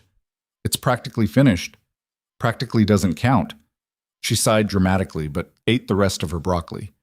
Ethan watched her and felt the weight of every decision he'd made since that night at the gala, the choice to stand up, to offer Victoria a seat, to take the contract, to show up in Denver, to keep showing up. All of it had led here. To his daughter telling him to be there for someone who mattered. Wednesday arrived with clear skies and cold air. Ethan got to Boulder early, worked through his morning maintenance schedule, and at 1 o'clock walked into the main building wearing his cleanest work shirt and jeans without grease stains. The receptionist looked surprised. "Mr. Brooks? I'm here for Miss Hale's presentation." "I don't think—" She checked her computer. "Are you on the list?" "No, but I'm going anyway." She opened her mouth to argue. Then she saw something in his expression and just nodded. "Conference room B, 3rd floor." The presentation room was small, maybe 20 chairs facing a screen. Half were filled with people in suits, Denver Metro Transit officials, Ethan guessed. Victoria stood at the front reviewing notes, wearing a navy suit that made her look every inch the CEO. She saw Ethan walk in and stopped mid-sentence. He found a seat in the back. Tom was there too, along with a few other Hale International employees. Tom leaned over. "What are you doing here?" "Lily said I should come." "Your daughter's got good instincts." The presentation started. Victoria walked through Hale International's capabilities, their safety record, their fleet size, their maintenance protocols. She was professional, confident, prepared. But Ethan could see the tension in her shoulders, the slight shake in her hands when she changed slides, the exhaustion she was hiding behind competence. Then Westfield walked in. He didn't present, he just sat in the back, arms crossed, smiling that smile that said he'd already won. Victoria saw him, faltered, just for a second. Then she kept going. She finished her presentation, answered questions, thanked the Metro Transit officials for their time. They nodded politely, made non-committal noises, said they'd make a decision within the week. After they left, Westfield approached Victoria. Ethan stood up instinctively. "Nice presentation," Westfield said. "Very thorough, very professional." "Thank you. Of course, you're fighting an uphill battle. Patterson was 40% of your revenue. You're bleeding money. In 6 months, you'll be desperate enough to accept whatever offer I make. Why not save yourself the trouble and sell now?" "Because the company's not for sale." "Everything's for sale, Victoria. It's just a question of price." Westfield's smile widened, in desperation. "I'm not desperate. Not yet. But you will be." He turned to leave, paused. "Oh, and Victoria? Tell your mechanic friend to stop glaring at me. It's unprofessional." He walked out. The room went quiet. Victoria stood there, shaking, not with fear, with rage. Ethan walked to the front. "You okay?" "No, I'm—" She stopped, breathed. "I hate him. I hate that he's right. We are desperate. We are bleeding money. And in 6 months I might have to sell just to keep everyone employed." "You don't know that." "Don't I? Even if we get this contract, it's barely enough. We're still vulnerable, still one bad quarter away from collapse." Victoria sat down heavily. "Maybe I should have sold. Maybe fighting was the wrong choice." "You don't believe that." "I don't know what I believe anymore." The room was emptying, Tom and the others filing out, giving them privacy. Ethan sat down next to Victoria. "When Lily was 5, Sarah left," he said. "For 2 months, I didn't know if she was coming back. Didn't know if I'd be raising Lily alone or if we'd be a family again." He looked down at his hands. "Every day I had to choose. Give up and fall apart, or keep going and hope it worked out." "Did it work out?" "Sarah didn't come back. But Lily and I, we survived. We built something, just the two of us." Ethan looked at Victoria. "You're in that same place. You don't know if this works out, but you keep going anyway, because that's what you do when something matters." Victoria's eyes were wet. "What if it's not enough?" "Then at least you'll know you tried everything, that you didn't give up just because some rich asshole tried to bully you into it." She laughed despite the tears. "You really don't like him." "I really don't." They sat in the empty conference room, and Ethan felt the weight of everything Victoria was carrying. The company, the employees, her father's legacy, the war she was fighting against someone who had more money, more power, more everything. "Thank you for coming," she said quietly, "for being here. It helped, more than you know." Lily made me. Your daughter's very wise. She wants to meet you, she's been asking. Victoria looked surprised. Really? Yeah. Says anyone who makes me drive to Denver in the middle of the night must be important. She sounds terrifying. She is, but in a good way. Ethan stood up. Come to dinner, this weekend.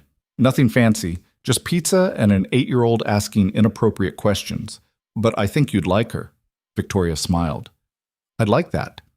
Saturday, 6 o'clock? I'll be there. Ethan left her in the conference room, walked back to Building C, and tried to focus on work instead of the fact that he'd just invited Victoria Hale, CEO of a multi-million-dollar company, to have pizza in his tiny apartment with his daughter. Tom found him an hour later. You're an idiot. Why? Because you're falling for her. I'm not. Yes, you are. And she's falling for you. And this is either going to be the best thing that ever happened to both of you or a disaster that destroys everything. Tom leaned against the van Ethan was working on. But hey, at least it won't be boring. Ethan didn't argue, mostly because Tom was right. Saturday came too fast.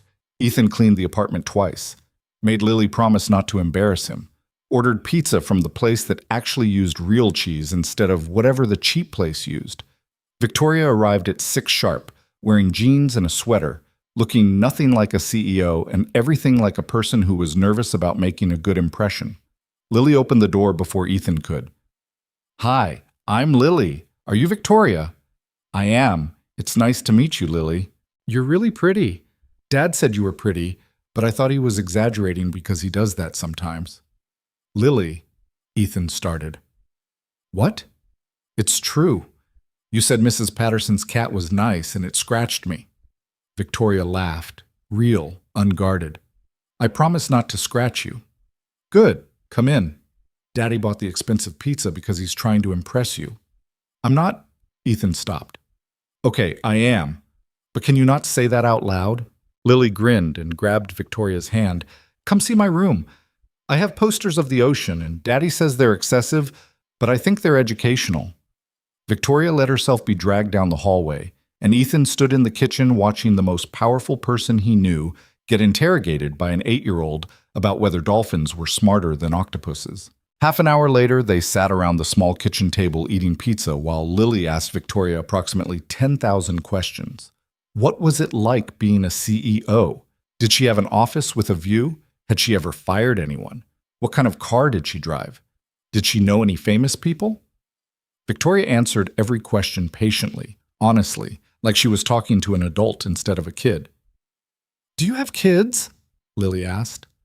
No, just me. Why not? Lily, Ethan warned. What?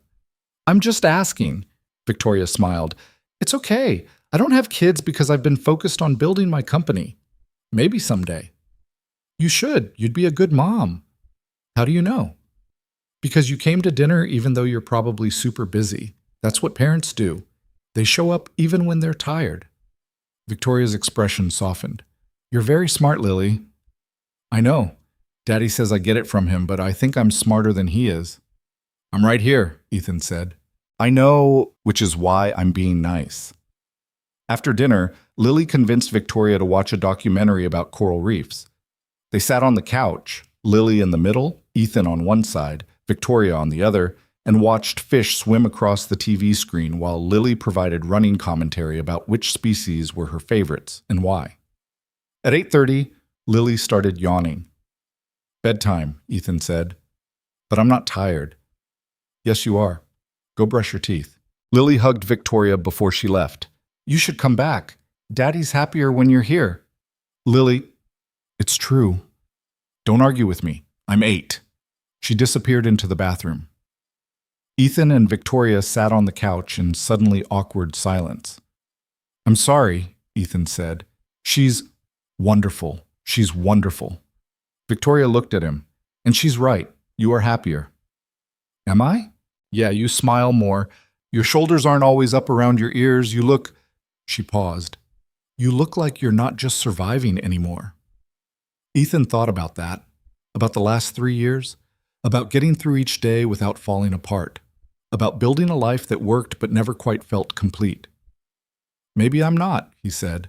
They sat in comfortable silence while Lily brushed her teeth. When she came out, Ethan tucked her in, listened to her talk about her favorite parts of the evening, kissed her forehead. I like her, Lily whispered. I know. Do you like her? Yeah, kiddo, I do. Then don't mess it up. I'll try. When he came back to the living room, Victoria was looking at the photos on his wall. Lily as a baby. Lily's first day of school. Lily and Ethan at the beach 2 summers ago, both of them sunburned and happy. You're a good father, Victoria said. I'm a work in progress. Aren't we all? She turned to face him. Thank you for tonight, for letting me into your life, into Lily's life. It means more than you know. She's been bugging me to invite you for weeks. Still, you could have said no, could have kept this professional, but you didn't. They were standing close enough that Ethan could see the exhaustion in her eyes, could see the weight she carried that looked exactly like the weight he carried. Different responsibilities, same burden. Victoria, I got the contract. Ethan stopped. What? Denver Metro Transit called this afternoon. We got it. $30 million over 3 years. She smiled, but her eyes were wet. We did it. We're going to survive. That's incredible. I know. I should be celebrating, opening champagne, calling the board. But all I could think about was coming here, being with you and Lily, being somewhere that feels... She stopped. That feels like home. Ethan didn't plan it, didn't think, just pulled her into a hug. Victoria wrapped her arms around him and held on like she was drowning, and he was the only solid thing in the world. He felt her shake, felt her breathe, felt 4 years of fighting and fear and exhaustion pour out in the safety of someone who wouldn't judge. You did it, he said quietly. You saved it. We did it. You, Tom, everyone who kept showing up when it would have been easier to quit. She pulled back slightly, looked up at him. I couldn't have done this without you. You could have, but I'm glad I was here anyway. They stood in his tiny living room, holding each other, and Ethan knew something fundamental had shifted.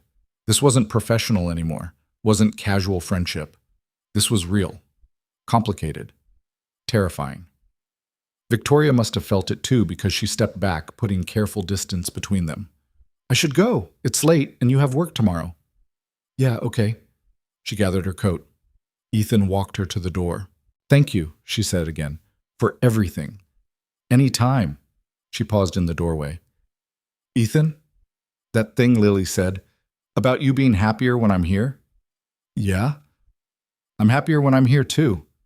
She left before he could respond.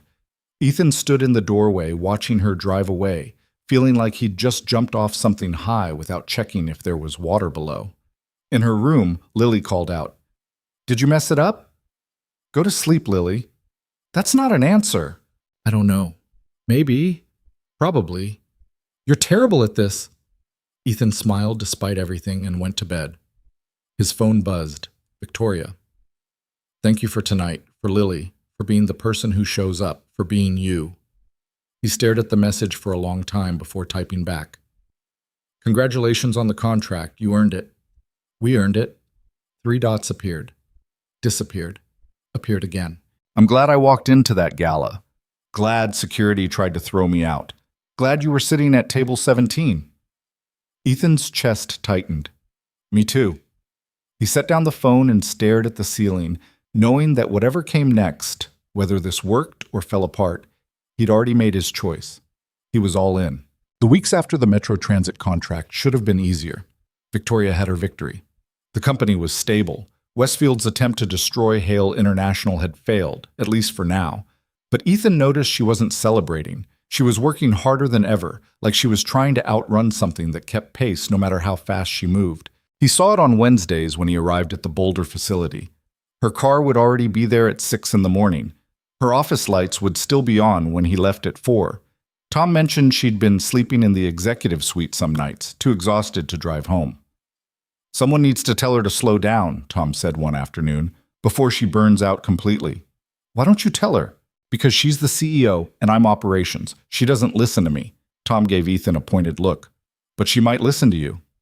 I'm just the mechanic. You're a lot more than that, and we both know it. Ethan didn't argue, because Tom was right.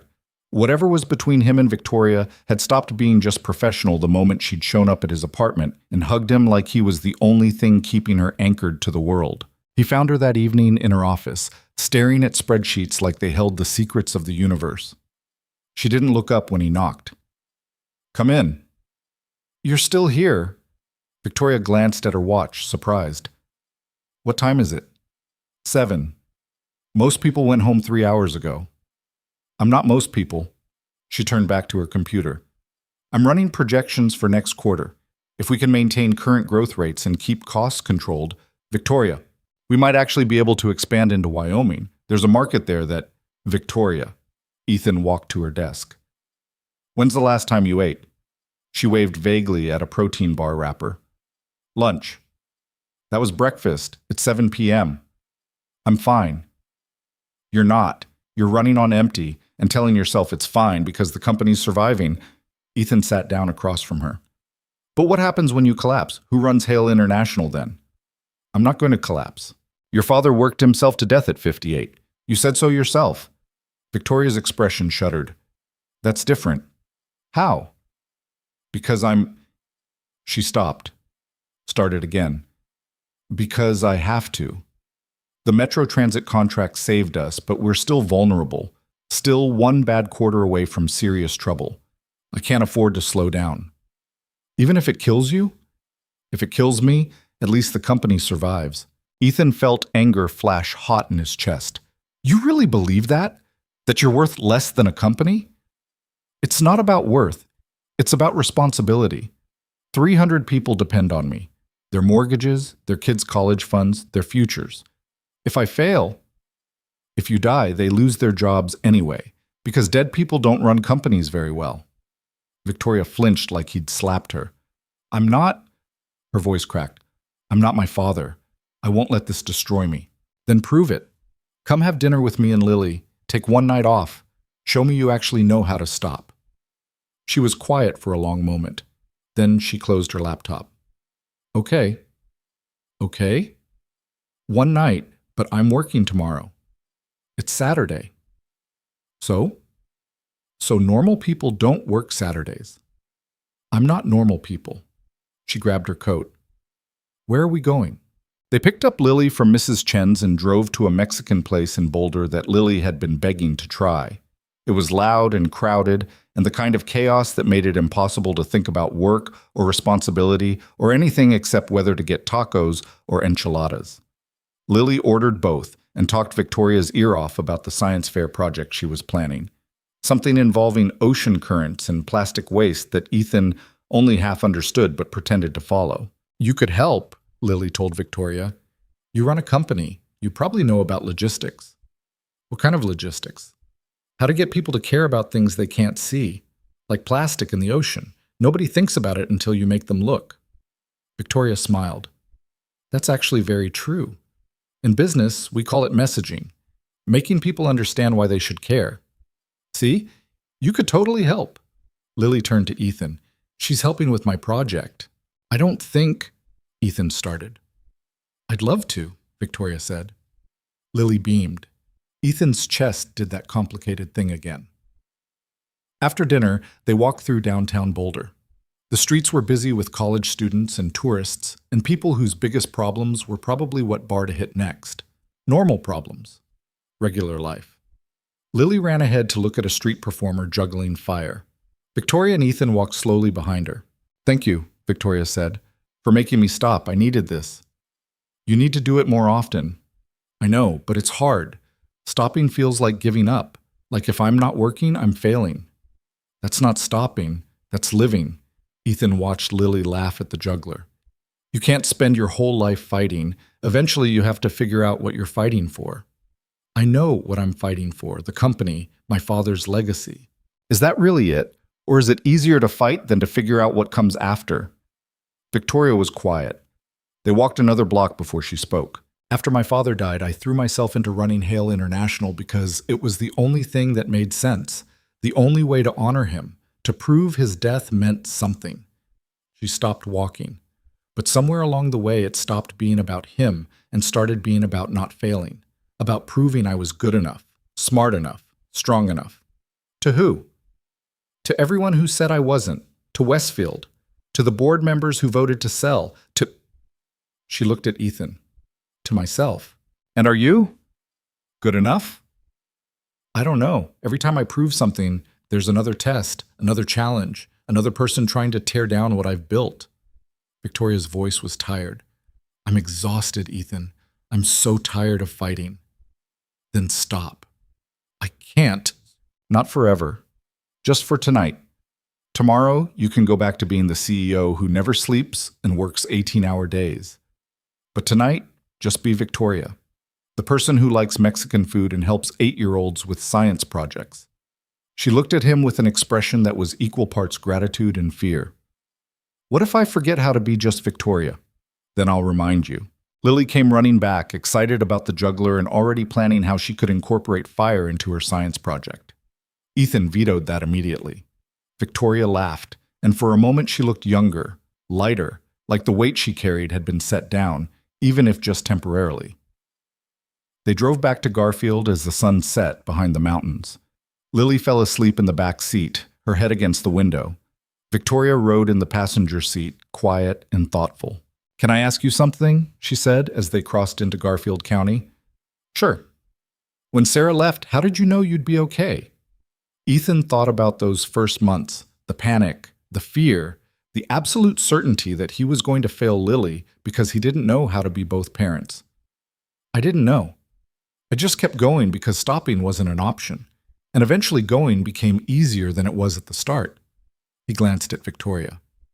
Why? Because I'm afraid that if I stop fighting, if I let myself relax even for a minute, everything will fall apart, like I'm the only thing holding it all together. You probably are, but that doesn't mean you have to do it alone. Don't I? Who else is going to... Me. Tom. Your team. The 300 people who show up every day because they believe in what you built. Ethan turned onto his street. You're not alone, Victoria. You just act like you are because it's safer than trusting people to stay. She was quiet for the rest of the drive. When they pulled up to his apartment, Lily woke up enough to hug Victoria goodnight and stumble inside with Mrs. Chen, who'd been waiting on the porch. Ethan walked Victoria to her car. The night was cold and clear, stars visible in a way they never were in Denver. I meant what I said, Ethan told her.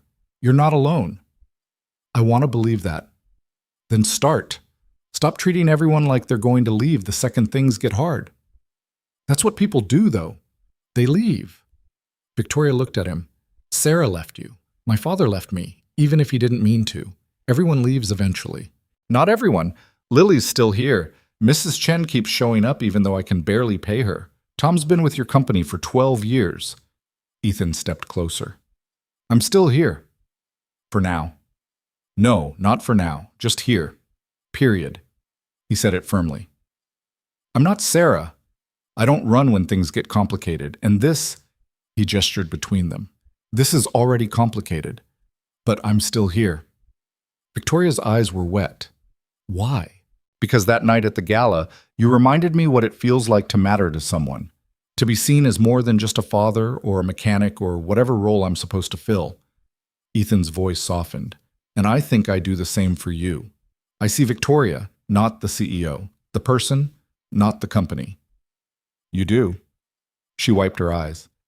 You make me feel like I'm enough just as I am, like I don't have to earn it. You don't. They stood in the cold, close enough to touch, but not touching, and Ethan felt the weight of everything unspoken between them. Victoria broke the silence. I don't know how to do this. How to let someone in. I've spent 4 years building walls because it was safer than getting hurt. I know, I did the same thing after Sarah. Ethan took her hand. But maybe it's time we both stopped hiding. She looked at their joined hands. I'm scared. Me too. What if this doesn't work? What if we ruin the friendship we have? Then we ruin it, but at least we'll know we tried. Ethan squeezed her hand. I'm tired of being safe, Victoria. I'm tired of living small because I'm afraid of getting hurt again. You make me want to try anyway. Even though it terrifies you? Especially because it terrifies me. Victoria stepped closer. Lily was right. You are happier when I'm around. Yeah, I am. I'm happier too. Happier than I've been in years, maybe ever. She looked up at him. I don't want to lose this. Lose you. Then don't. Stay. Not just tonight. Actually stay. I don't know if I know how. Neither do I. But we can figure it out together. She kissed him then, soft and tentative and honest, like she was testing whether this was real or just another thing that would disappoint her. Ethan kissed her back and felt something settle in his chest. Something that felt like coming home after a long journey. When they pulled apart, Victoria was smiling. That was, yeah. We should probably talk about what this means for work, for Lily, for tomorrow. We'll talk about all of it tomorrow. Ethan brushed hair from her face. Tonight, let's just be two people who are tired of being alone. Okay? She kissed him again. Okay. Victoria left an hour later, after they'd sat in his truck talking about nothing important and everything that mattered. After she told him about her father, and he told her about the years after Sarah, after they'd stopped performing and just been honest. When Ethan walked back inside, Lily was waiting on the couch in her pajamas, trying to look like she hadn't been watching through the window. Don't even pretend you weren't spying. I wasn't spying. I was observing. Lily grinned. You kissed her. Go to bed. You're in love with her. Bed. Now. You're not denying it.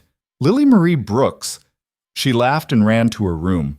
Ethan followed, tucked her in, listened to her talk about how she knew this would happen and how she was clearly smarter than both of them. I like her, Daddy.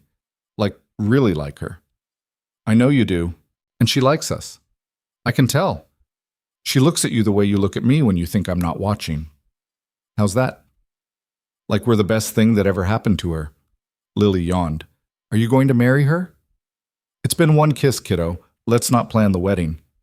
But eventually? Maybe. If she'll have me. If this actually works. Ethan kissed Lily's forehead. Get some sleep. I'm really happy, Daddy. You deserve to be happy too. I am happy. Have been for a while now. I know. But this is different happy. This is the kind where you smile without thinking about it. Ethan looked at his daughter and wondered how she'd gotten so wise. When did you grow up? I've been telling you, you just don't listen. The next few weeks fell into a rhythm that felt both terrifying and right. Victoria still worked too much, but she started leaving the office at reasonable hours, started coming to Garfield on weekends, started being part of Ethan and Lily's life in ways that felt natural instead of forced. She helped Lily with her science project, ate dinner with them twice a week, showed up at Lily's school presentation, and clapped louder than anyone when Lily explained ocean currents using a kiddie pool and food coloring. At work, they kept it professional. Ethan maintained the fleet. Victoria ran the company. But everyone knew anyway. Tom gave Ethan constant grief about it. The Boulder team made knowing comments, and when Victoria's assistant saw them having lunch together in the break room, she just smiled and said it was about time. 2 months after their first kiss, Victoria showed up at Ethan's apartment on a Tuesday night looking shaken. What's wrong? Ethan asked immediately. Westfield made another move. He's filing a lawsuit, claims Hale International violated a non-compete agreement my father signed 20 years ago. Victoria sat down heavily at his kitchen table. It's garbage. The agreement expired a decade ago, but it'll tie us up in court for months, cost us hundreds of thousands in legal fees. Can you fight it? We'll win eventually, but that's not the point. The point is, he wants to bleed us dry, death by 1,000 cuts. She pressed her fingers to her temples. I'm so tired of this, of him, of fighting battles I shouldn't have to fight. Lily appeared in the doorway in her pajamas. Is everything okay? Yeah, kiddo, just grown-up stuff. Go back to bed. It's that mean man again, isn't it? The one who keeps trying to hurt Victoria's company? Victoria looked surprised. You told her about Westfield? She asked questions. I'm not going to lie to her. Lily walked over and hugged Victoria. You're going to beat him, because you're smarter and you work harder and you have us. Victoria's eyes filled with tears. Thank you, sweetheart. Can I ask you something? Of course. Are you going to marry my dad? Lily! Ethan felt his face flush. What? It's a reasonable question. You're here all the time. You make him happy. I like you. Seems like marriage is the logical next step. Victoria laughed despite the tears. Your daughter is terrifyingly direct. She gets it from her mother. I do not. I get it from you. You're terrible at hiding your feelings. Lily looked at Victoria seriously. So are you?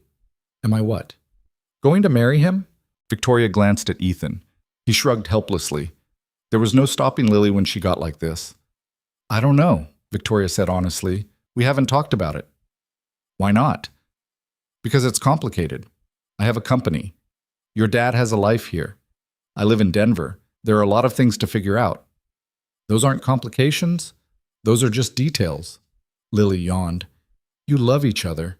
The rest is just logistics. And you're good at logistics. She went back to bed, leaving Ethan and Victoria sitting in stunned silence. She's terrifying, Victoria said finally. I know. She's also right. Ethan looked at Victoria, at the exhaustion and fear and hope all mixed together in her expression. About which part? All of it. I do love you. I have for a while now. I just didn't know how to say it. Ethan's chest tightened. Victoria, you don't have to say it back. I know this is fast. I know we're still figuring things out. But I wanted you to know. She stood up. I should go. Let you process. I love you too. She stopped, turned around. What? I love you. I've probably loved you since you walked through that blizzard. I just didn't let myself admit it because I was scared. Ethan crossed to her. But I'm done being scared. I'm done playing it safe. I love you, Victoria Hale. I love your stubbornness and your drive and the way you treat Lily like she matters. I love that you make me want to be better than I thought I could be. Victoria kissed him. Hard, desperate, like she'd been holding back and finally let go. When they broke apart, she was smiling. So what do we do now? I don't know. Figure it out as we go?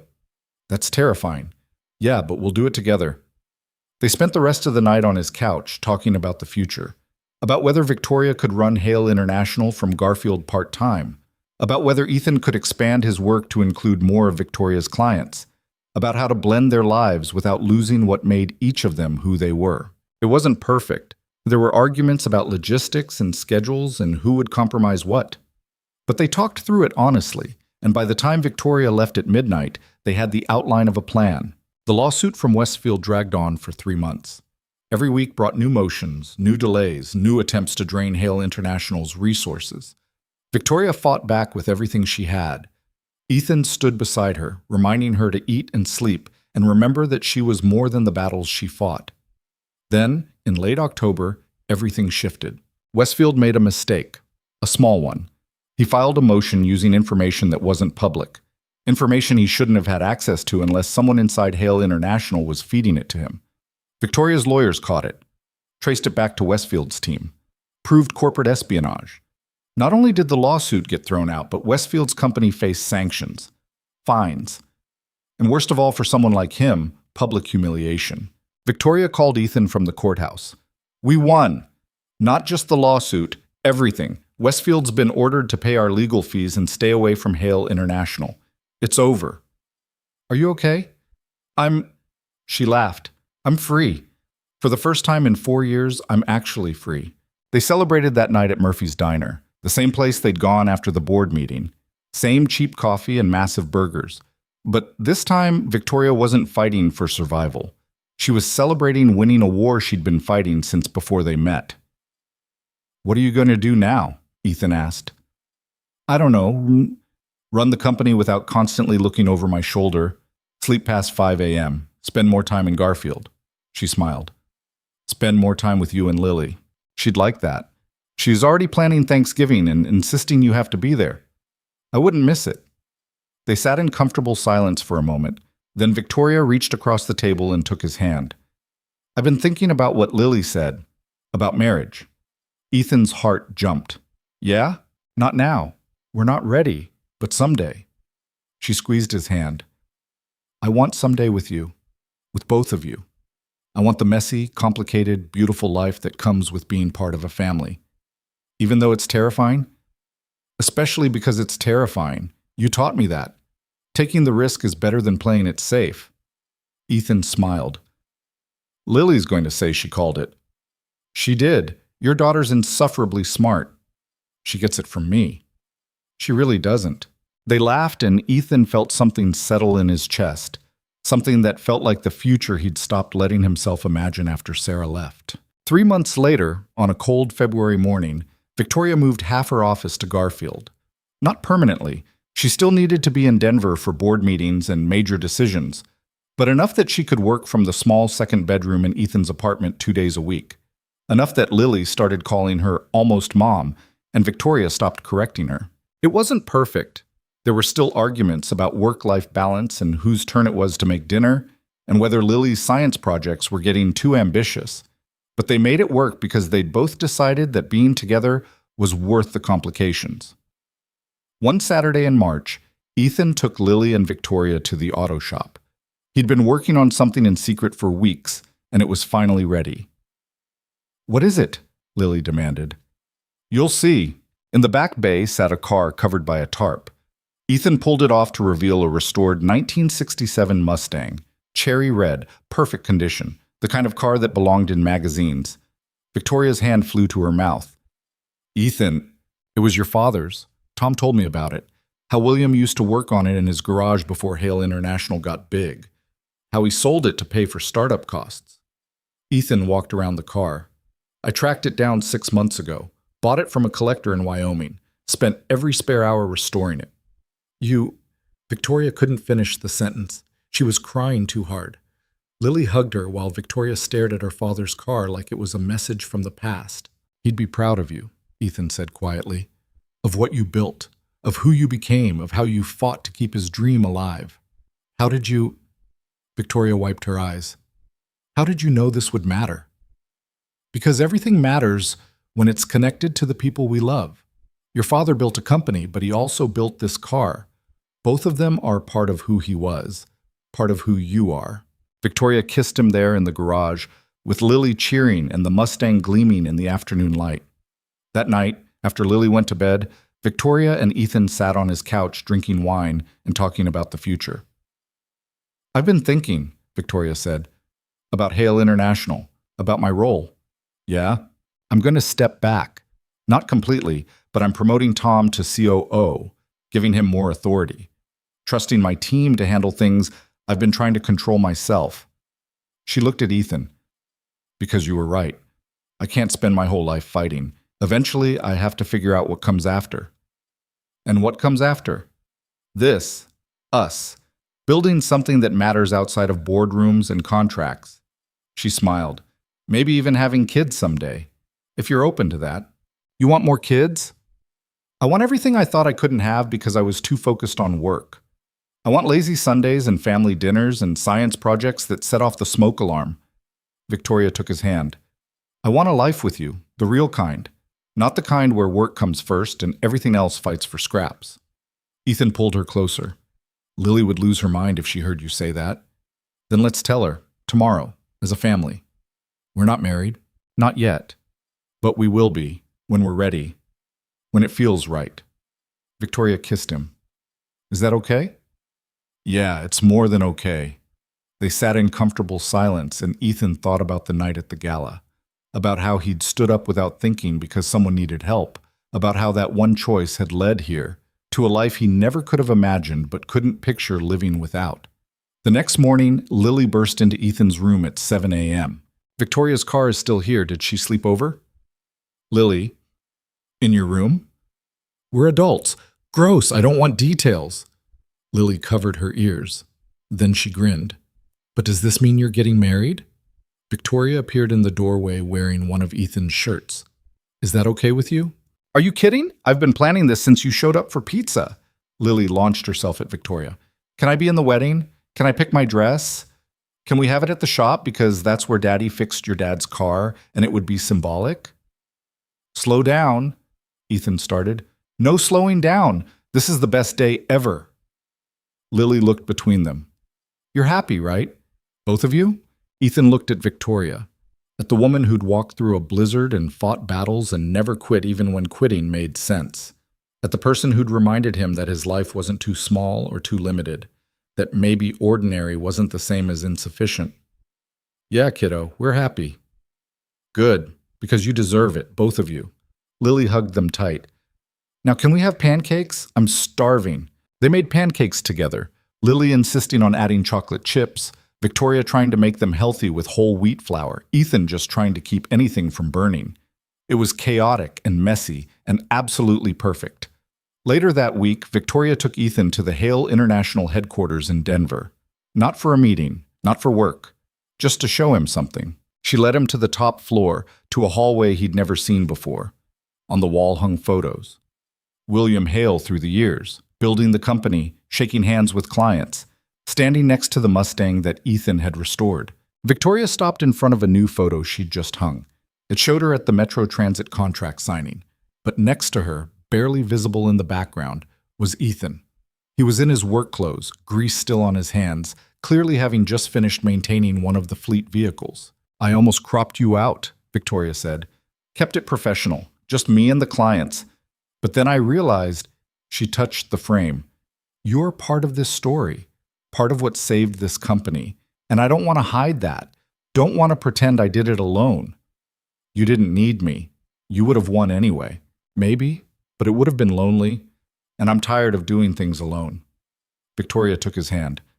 "My father built this company because he wanted to prove you could succeed without compromising your principles. I've spent 4 years trying to honor that, but I forgot the other part." "What part?" "That success without people you love to share it with is just expensive loneliness." She turned to face him. "You remind me that there's more to life than boardrooms and contracts. That sometimes the most important thing you can do is show up for the people who matter." Ethan pulled her close. "You showed up for me too, that night at the diner. Every time you drove to Garfield, even though you were exhausted. Every science project with Lily. You showed up." They stood in the hallway surrounded by photographs of a company built on principles and determination. And Ethan understood something fundamental about Victoria. She wasn't just fighting to preserve her father's legacy. She was fighting to prove that kindness and strength weren't opposites, that you could be successful without being ruthless. That building something that mattered meant building it the right way, even when the wrong way was easier. 6 months later, on a September afternoon warm enough to feel like summer, Ethan and Victoria got married in the Boulder facility garage. Not in the main building or some fancy venue. In Building C, surrounded by the vehicles Ethan maintained and the team that had become family. Lily was the maid of honor, wearing a dress she'd picked herself and carrying flowers she'd grown in Mrs. Chen's garden. Tom officiated, looking uncomfortable in a suit, but grinning the whole time. The entire Hale International team was there, along with Ethan's customers and half of Garfield. It was small and imperfect and absolutely them. When Tom asked if anyone objected, Lily loudly said, "If anyone objects, I will fight them," which got the biggest laugh of the day. Ethan and Victoria exchanged vows they'd written themselves. Victoria promised to actually sleep occasionally and to remember that some things mattered more than work. Ethan promised to keep reminding her when she forgot and to never stop showing up. "I was alone for so long," Victoria said, tears streaming down her face. "I built walls because it was safer than getting hurt. But you—" She looked at Ethan. "You showed me that walls don't protect you. They just keep out the people worth letting in. Thank you for being stubborn enough to climb over mine." "I was alone too," Ethan said. "After Sarah left, I convinced myself that small was safe.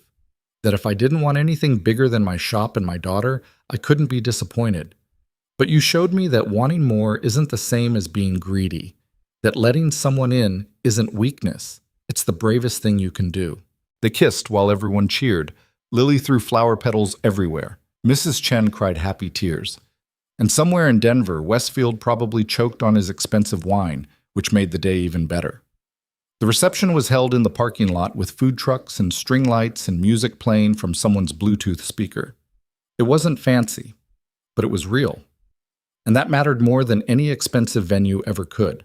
Late in the evening, after most guests had left, Ethan found Victoria sitting in her father's Mustang. She was in her wedding dress, makeup smeared from happy tears, looking absolutely beautiful. "You okay?" he asked. "Yeah, just thinking about my dad, wishing he could have been here." "I think he was, in his own way." "Yeah," Victoria smiled. "He would have liked you, would have appreciated that you're honest, that you don't care about status or money or any of the things most people care about. I care about you, and Lily, and having enough coffee in the morning." "See? Priorities. She patted the seat next to her. Come sit. They sat in the Mustang while the party wound down around them. Lily was dancing with Mrs. Chen. Tom was telling stories to anyone who'd listen. The Boulder team was taking selfies with the newlyweds' car. I never thought I'd get this, Victoria said quietly. A family. A partner who sees me as a person instead of a title. A daughter. She stopped, emotional. Lily told me yesterday that she wants to call me Mom, if that's okay with both of you. Ethan's throat tightened. What'd you say? I told her I'd be honored, that I've felt like her mom for months now. I just didn't know if I had the right to claim it. Victoria looked at him. Was that okay? Yeah, it's more than okay. Ethan took her hand. Sarah's still her mother. Nothing changes that. But you've been here, showing up, loving her, that matters. I do love her. So much it scares me sometimes. Welcome to parenting. It's terrifying. Victoria laughed. Good thing I have you to help me figure it out. They sat in the Mustang until Lily came running over, demanding they cut the cake before it melted in the heat. They climbed out and rejoined the celebration, and Ethan felt something settle deep in his chest. This was his life now. Not small, not limited, not playing it safe. This was choosing to show up, choosing to try, choosing to believe that sometimes the most extraordinary things come from ordinary moments where you do the right thing without calculating the cost. A year later, Victoria gave birth to a boy they named William after her father. He had Victoria's eyes, and what Ethan swore was already his stubborn personality. Lily was obsessed with her baby brother, constantly wanting to hold him and teach him things he was way too young to understand. He needs to know about ocean currents, Lily insisted. He's 3 months old, Ethan said. So? It's never too early to start learning. Victoria just laughed and let Lily explain marine biology to a baby who mostly just wanted to sleep and eat. Hale International continued to grow. Victoria balanced CEO responsibilities with being present for her family, finally learning that having both was possible if you were willing to let go of the illusion that you had to do everything alone. Tom ran operations with the same steady competence he'd always shown, and Ethan expanded his fleet maintenance to other companies, building something bigger than his small shop in Garfield while keeping his roots firmly planted there. They split their time between Garfield and Denver, never quite belonging fully to either place, but building a life that worked because they'd built it together. Some evenings, Ethan would find Victoria in the garage, sitting in the Mustang, talking to her father like he could hear her, telling him about the company, about her family, about how she'd finally learned to fight for what mattered without losing herself in the battle. You were right, she'd say to the empty air. Building something the right way is harder, takes longer, costs more. But it's worth it, because at the end, you have something that actually matters. And Ethan, watching from the doorway, would think about that night at the gala, about the choice to stand up when everyone else sat down, about how the smallest acts of kindness can ripple outward in ways you never expect. He'd been a mechanic from Garfield. She'd been a CEO from Denver. They shouldn't have worked, but they did, because they'd both been brave enough to try. Years later, when Lily was 16 and asking for college advice, when William was learning to read, when Victoria's hair was starting to show silver at the temples and Ethan's hands were permanently stained with grease no amount of scrubbing could remove, they'd sit together on their porch and talk about that night. What if you hadn't stood up, Victoria would ask.